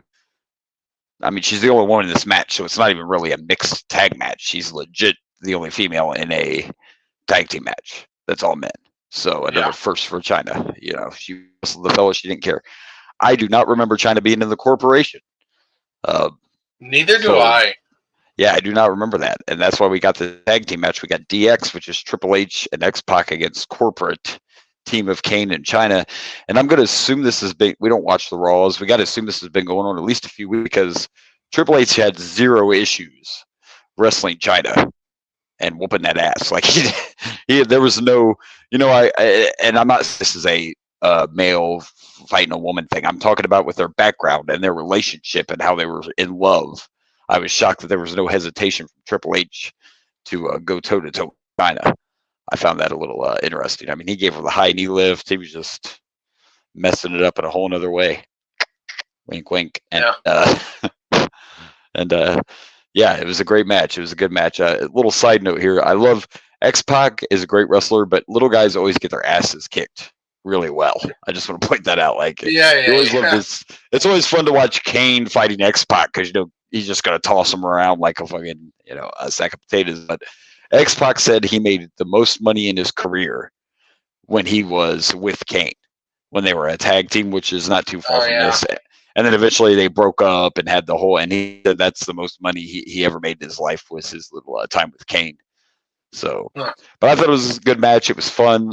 Like I said, I just expected a little more hesitation, but apparently we're at a point where Triple H and China are just like, fuck you, whatever, buddy. I don't care. I don't love you no more. I don't love you no more. I'll pedigree your ass. But and I was surprised the fans. This shows you how times were different. Like the fans were into it. There was nobody like booing because Triple H was physically fighting China.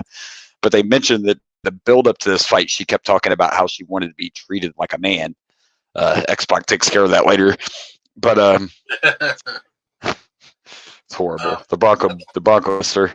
It's on a whole other level. So I thought it was a good match with a good backstory. It was fun. And in the end, the only thing that bothered me just a little bit, Kane and Triple H ended up fighting. So they were fighting, or X-Pac and Kane were fighting outside the ring, whatever. Shane, that's what happened. Shane got involved in the match at one point and clothesline X-Pac. So X-Pac ends up chasing Shane out. Triple H is in a position where he's getting ready to pedigree China, and Kane comes in and choke slams Hunter.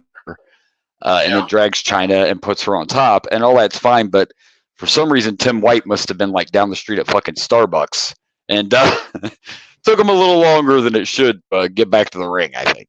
I thought Triple H was going to kick out because it took the ref so long to get back into the ring. Other than that, I had no complaints. I'm just like, come on, man. I know Kane choke slammed him, but Triple H has been dead for like 20 minutes. Where the fuck's the ref? What are we doing? What's going on? What's happening? And China picks up the win. So there you go. Overall, I thought it was a fun match, entertaining, and China could go with the guys. I mean, she was as good as any of the men in this ring. Like, it was a match. It was fun. And I love that nobody cared. I love that she was accepted as a performer. You know what I mean? To the level of nobody was yelling like, oh, how can you hit a woman or nothing? They care. Everybody's like, whoop that ass, China. Kick that ass. Do it. Good stuff. None of that over there. None of that over there, sir. You're not. Yeah. Go ahead, though. Clearly, China likes to be on top. Apparently, somebody didn't see the video. Anyway, yeah, she likes top, bottom, backward. Anyway, that's a whole other podcast. Wrong peacock. Good fun match. This, I'm sure we'll see develop some more. Like I said, I know here at some point we're getting to where there's gonna be no more DX, which is sad. But that's sad. We're gonna get into where DX breaks up. Everybody kind of goes their own ways. Of course, Triple H becomes the face of the company. But I kind of can't wait to get to the point where Kane and X-Pac are a tag team, because I remember it being pretty fun, even though it was definitely a weird combination. It was. As far as this match, I remember liking it. Yeah, as far as this match, good, fun, entertaining match. China with victory. I'm going to give this 3 Bronco Busters. I was going to go with 3. I'm very sad you didn't notice the picture. What didn't I notice? I mean, everybody's there. Yep. Are you talking about, did you intentionally try to make it look like X-Pac is picking Triple H's nose? Yeah! See? Look, you didn't even notice. I worked very hard on that, and you didn't even make a comment. I was very disappointed. Oh, don't cry for me, Argentina. I don't know why I broke that out, but Argentina. Sorry, I apologize. I do see Triple H is getting his nose picked by X-Pac. I had it so perfect, and I do these things for your reaction, and when you don't react, it makes me a sad panda. I'm sorry, sad panda. Sorry, I didn't catch it right away. Sorry. Please don't be mad at me. Please don't be mad at me. It's so sad. Well, we know what's next. I'm just sad. I'm not mad at you. I'm disappointed. You famous parrot line. I'm gonna make them hurt even worse. I'm gonna tell them I'm disappointed. They're gonna cry themselves to sleep tonight. We only have 2 matches left, but the world title's next, because that's the main event. The main event is Mr. McMahon and Austin. So we already know. I don't remember this match completely, but come on, it's Rock and fucking Mick Foley. So I imagine we are about to have somewhere between a 4 and 5 star match, is my guess. I don't know. It's last man standing too, which means no rules. So it'll be interesting. The only thing I've waited about these last man standing matches is the count gets kind of, you wait for him to count, and the guy gets up at like 7 sometimes. But anyway, I'm sure we're going to get a little package here on this feud. Like I said, this is coming off the Raw where Stone Cold helped Foley become champion. That'll put some butts in seats. Everybody changes the channel. WCW. Kind of like when China got a lot of package when Xbox did the Bronco Buster. Yeah. Yep. Mm-hmm. All right, let's go. Let's do it. All right, so here we go. And our next match has been definitely over these last several pay-per-views or months back in this time period has been like the feud going on. Every time they deliver, it's The Rock and Mankind for the championship. This is a last man standing match. I mean, we're going to sound like a broken record, I feel, because anytime these two fight, it's gold. Because we all know Mick Foley is a lunatic. And and The Rock's The Rock. So, I mean, every time these get together, it's magic. And there were just certain spots like when he threw the stairs out of the ring onto Mick and they hit like right into his hip. You know, like I get it. I know those steps aren't as heavy as we portray them, but let me throw a pair of those into your hip and see how that fucking feels. I don't think it's going to, you know, I mean, to me, this was everything I expected. The ending threw me off a little bit and we'll get there. But other than that, fought all over the place, a lot of crazy spots. I think that when Foley had The Rock dangling over the announce table and he delivered his elbow like he's always done over the years, I think that hurt Mick worse than it did The Rock. It seemed like he landed on his knee a little awkwardly. But we all know and love Mick because we know he's fucking insane. By the way, in an interview I think sometime last week, Foley stated he's rethinking that last match thing he said. He's thinking maybe that's not a good idea. Just let throw that out there. Now he's going, maybe I shouldn't push that button to see they what. Start watching his old matches, maybe? Maybe. He was listening to our podcast. He's like, those guys are right. I'm a fucking idiot. Not an idiot. All respect and love. He's actually not an idiot, and I've said it a million times. Mick Foley is got to be top 5. I mean, have we watched a bad Foley match? And every time he gets into a feud, it's just good match after good match after good match.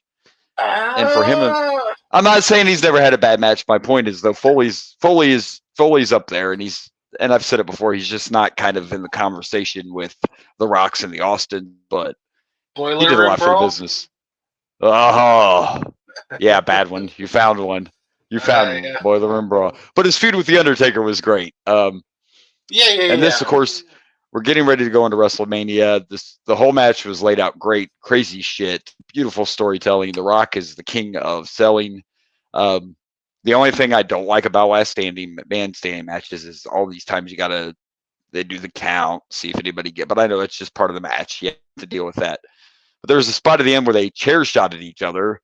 He starts counting, and I literally said to you while we're watching, because I didn't remember the match, like, are we going to have a draw? Has that happened before? And it was a draw. Both men got stretchered out. Those must have been some really good chair shots, because they went through a lot worse shit than those chair shots at the end. Yeah. And both men got stretchered out. So without giving away too many spoilers, it just makes me curious about, what happens between now and Mania on all the Raw, because, I know what the main event of WrestleMania is. Yeah. And let me just say Mick Foley is not in it. No spoilers, but Mick Foley is not in the main event of the next WrestleMania, so I don't know how we get there. Unfortunately, that sounds like Vince McMahon doesn't want Mick Foley to headline the WrestleMania situation. Right. There was a spot where there was a ref bump, and the first thing I said was, you know how much I love these when there's a match with no rules, but you did make a good right away. Yeah, this wasn't about the ref bump made sense because The Rock was out, and he can't get counted down if the ref's not awake. It wasn't about cheating. It was about you got to remember, sometimes ref bumps are about other things than just being able to cheat. Right. I don't mind a ref bump as long as there's a purpose behind it, and this one had a purpose. The reasoning was you can't count The Rock down if the ref's not. So it's okay. I accepted this one. Foley also slapped on a mandible claw with no glove or Mr. Sacco, which made me uncomfortable. I don't know why. It's just like, ew. And I know it's The Rock, you prefer it with the sock, huh? Seems a little more sanitary. The dirty sock just seems a little more, I don't know. But overall, does it though? It was a great match, just like I expected. I'm gonna give it 4 stars. I don't have anything special. I couldn't think of a special tag, but it's definitely a 4 for me. Yeah. I'm gonna give it. No, that doesn't work. I was like, I was gonna say a 2, and they hit each other to make a 4. See but that does work, right? They're adding. That Yeah, does work. get 2 That chairs. does work. It's add. 2 chairs. 2 chairs here, 2 chairs here. 4. I got it. Yeah, no doubt. Yeah. No doubt. So there you go, and that means we have our main event.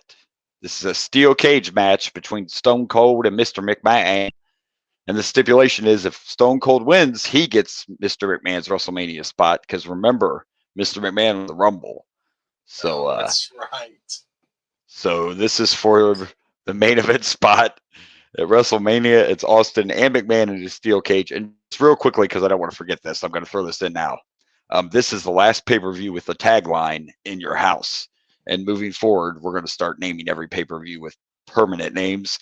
Some of them still change later, but the first example is after WrestleMania, we have Backlash for the first time, and Backlash is still around today. We're about to have still the about to have Backlash in France. WrestleMania. Yeah. Yep. There's a short time. I don't remember if Backlash went away for a minute, but there was a short time. Payback was the pay-per-view after WrestleMania there for a few years. But anyway, yeah. So we're going to start getting more normal named pay-per-views instead of these one-offs. And yeah, let's do it. Let's check out the main event. Let's see Mr. McMahon bleed. Spoiler: he bleeds.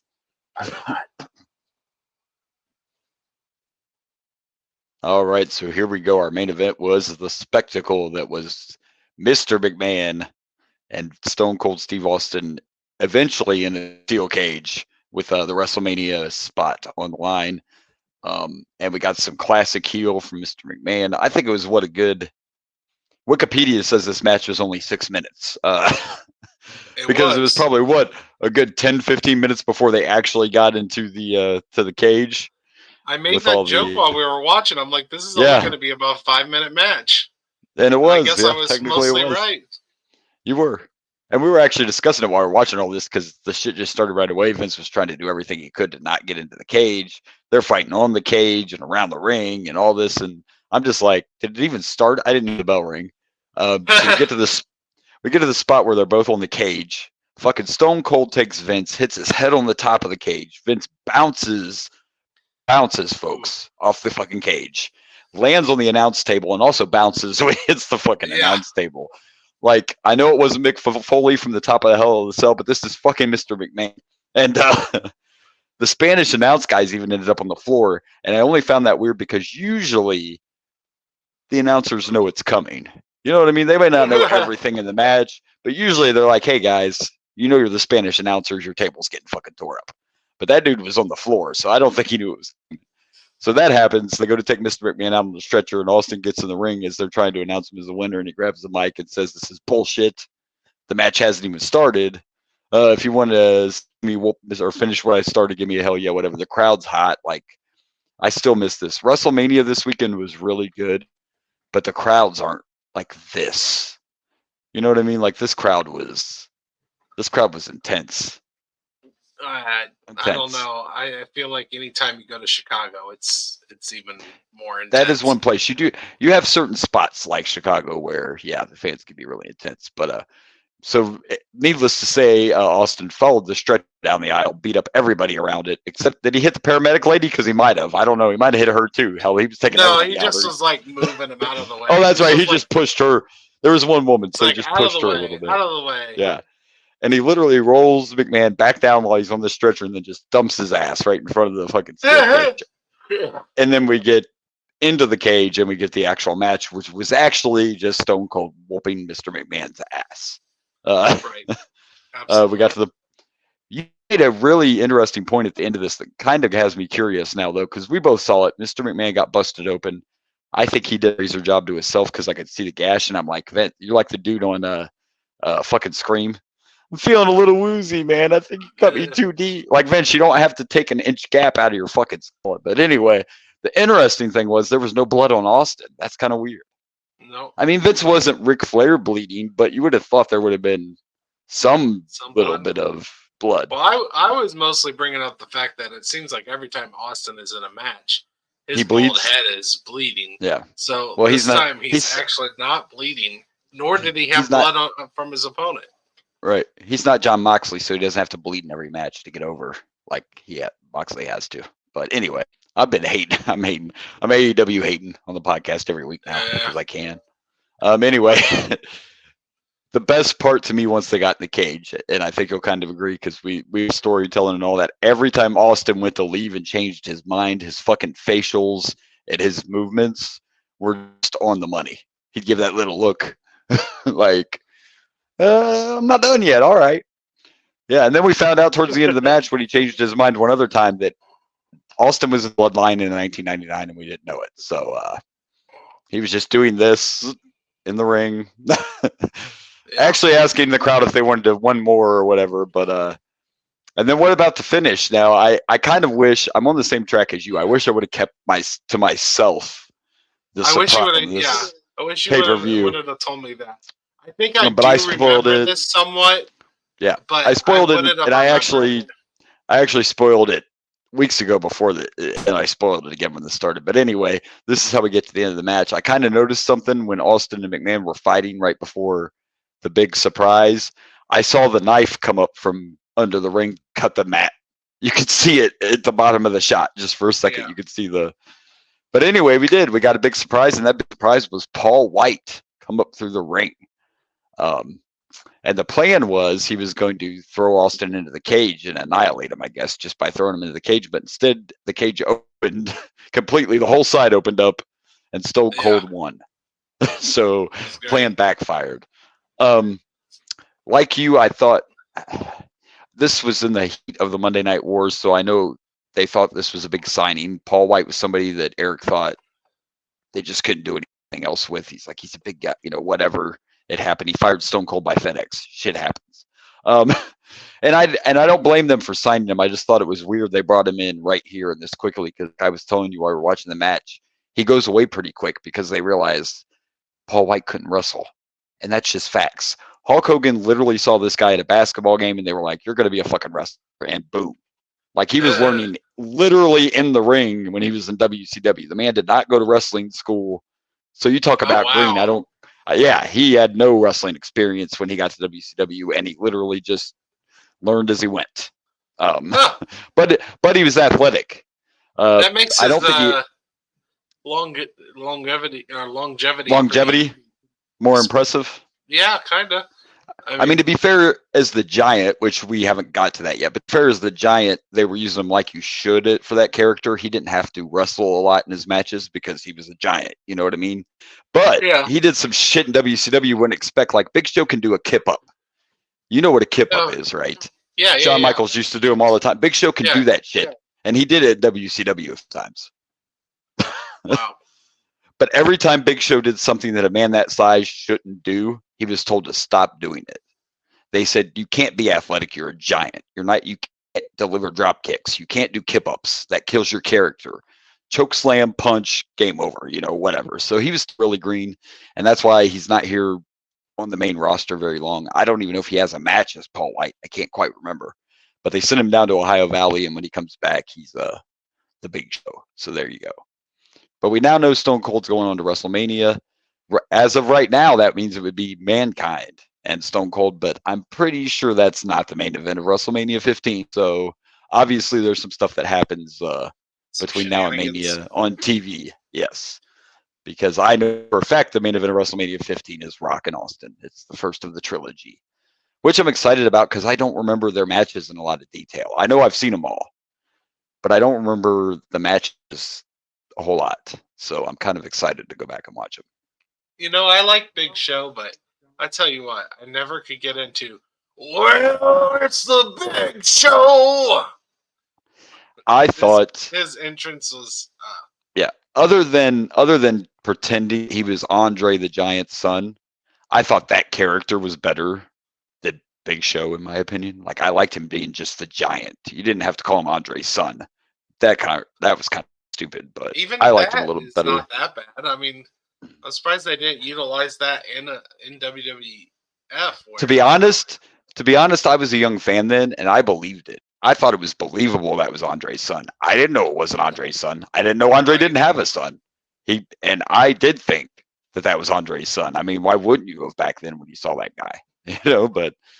But there you go. It's our introduction to Paul White, and we know, like you said, Big Show's around for a long time, and he turned heel and babyface more than a fucking turnstile at a Subway does on a daily basis. I don't know what the, that's Big Show's biggest complaint about his career is all the turning from babyface to heel, babyface, especially towards the end. It seemed like every week he was going from good guy to bad guy, good guy to bad guy. But as far as this, I know this was not a, 5-star technical match, but any match that we rank, it has to do with the whole thing and the story and Mr. McMahon's character.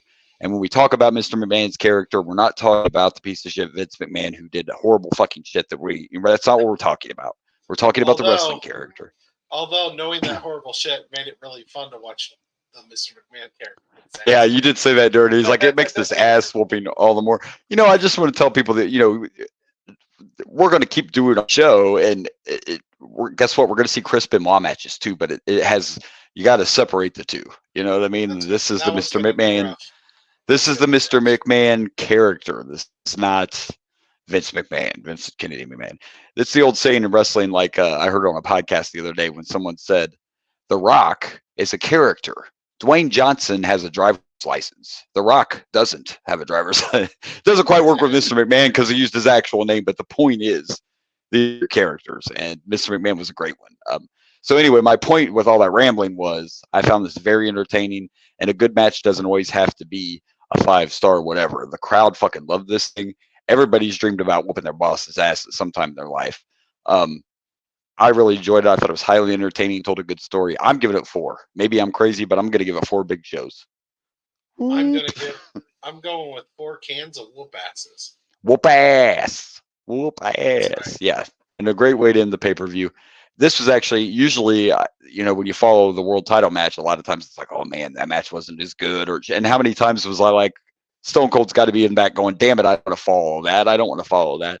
He had to follow Mick Foley and The Rock again, but he did a really good job, and he did it with fucking Mr. McMahon.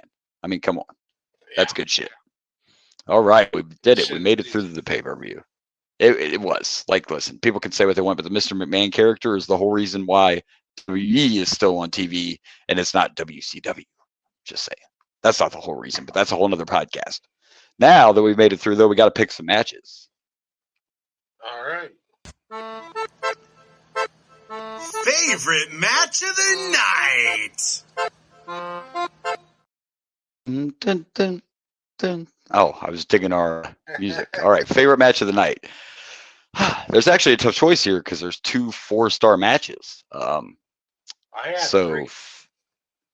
You have 3. You had 3 4-star matches. I didn't remember giving you 3 4s. I didn't remember you doing that. But anyway, I had 2 4s. I'm gonna go with. I got to go with Rock and Mankind.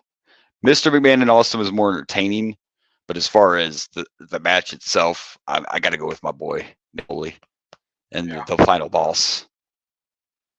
The final boss. So, yeah. My favorite match was Joe Hendry. Sorry. And the worst part is I can't yell at him because the fucking mic beats on you. Dick. I'm actually gonna go with. Don't get me wrong. I love the 2 main events or whatever.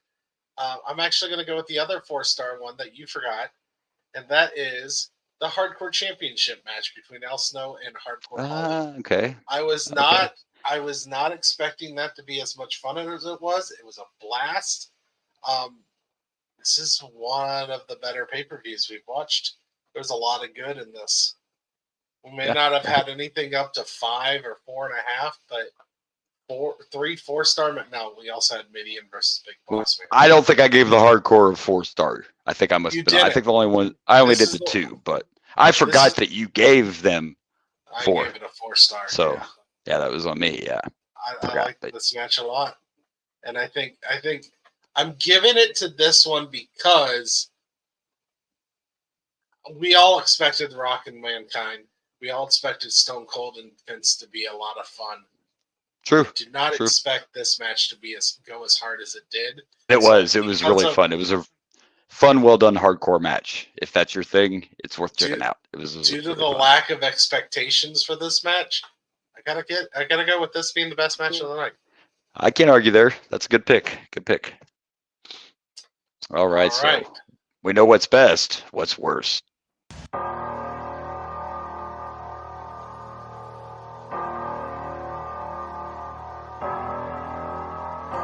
Worst match of the night.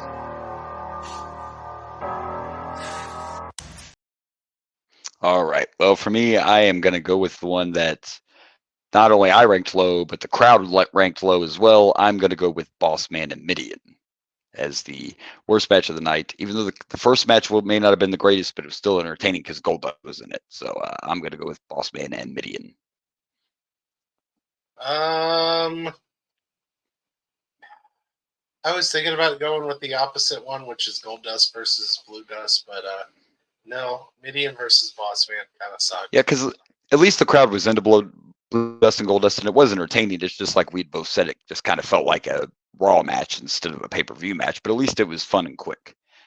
When you got the crowd chanting boring, before that you could have heard a pin drop, and then all you hear is boring. That's a little rough. Right, so, yeah, right. That is it. That is definitely the one. All right.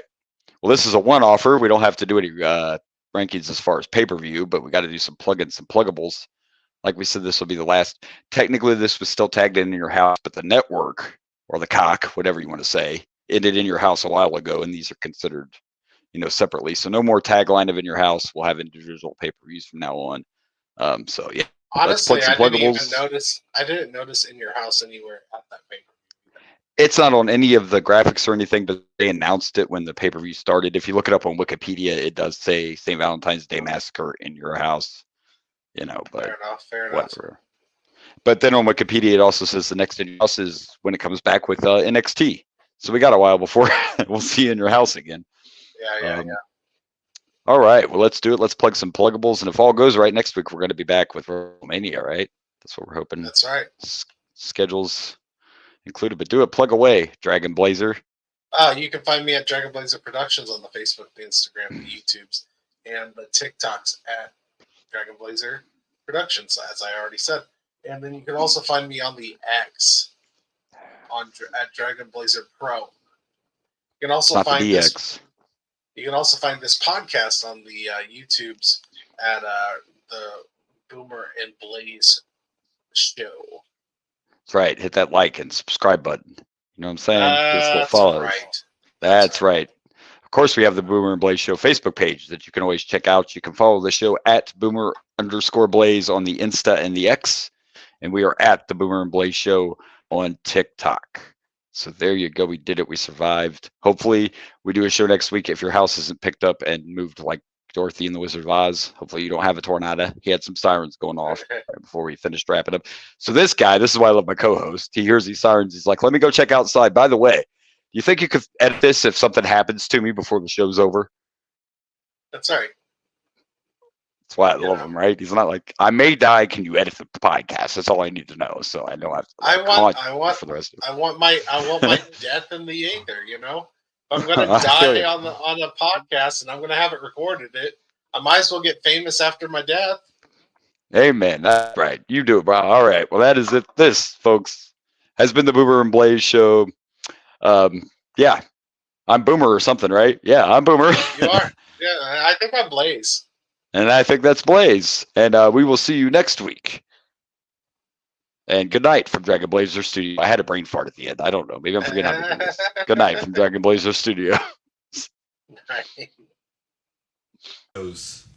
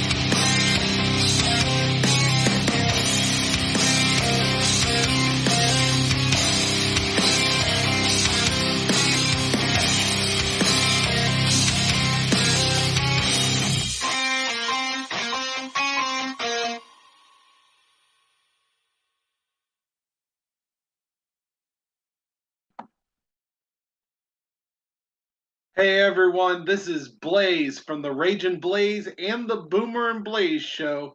Thank you for watching. Please like and subscribe for more wrestling content.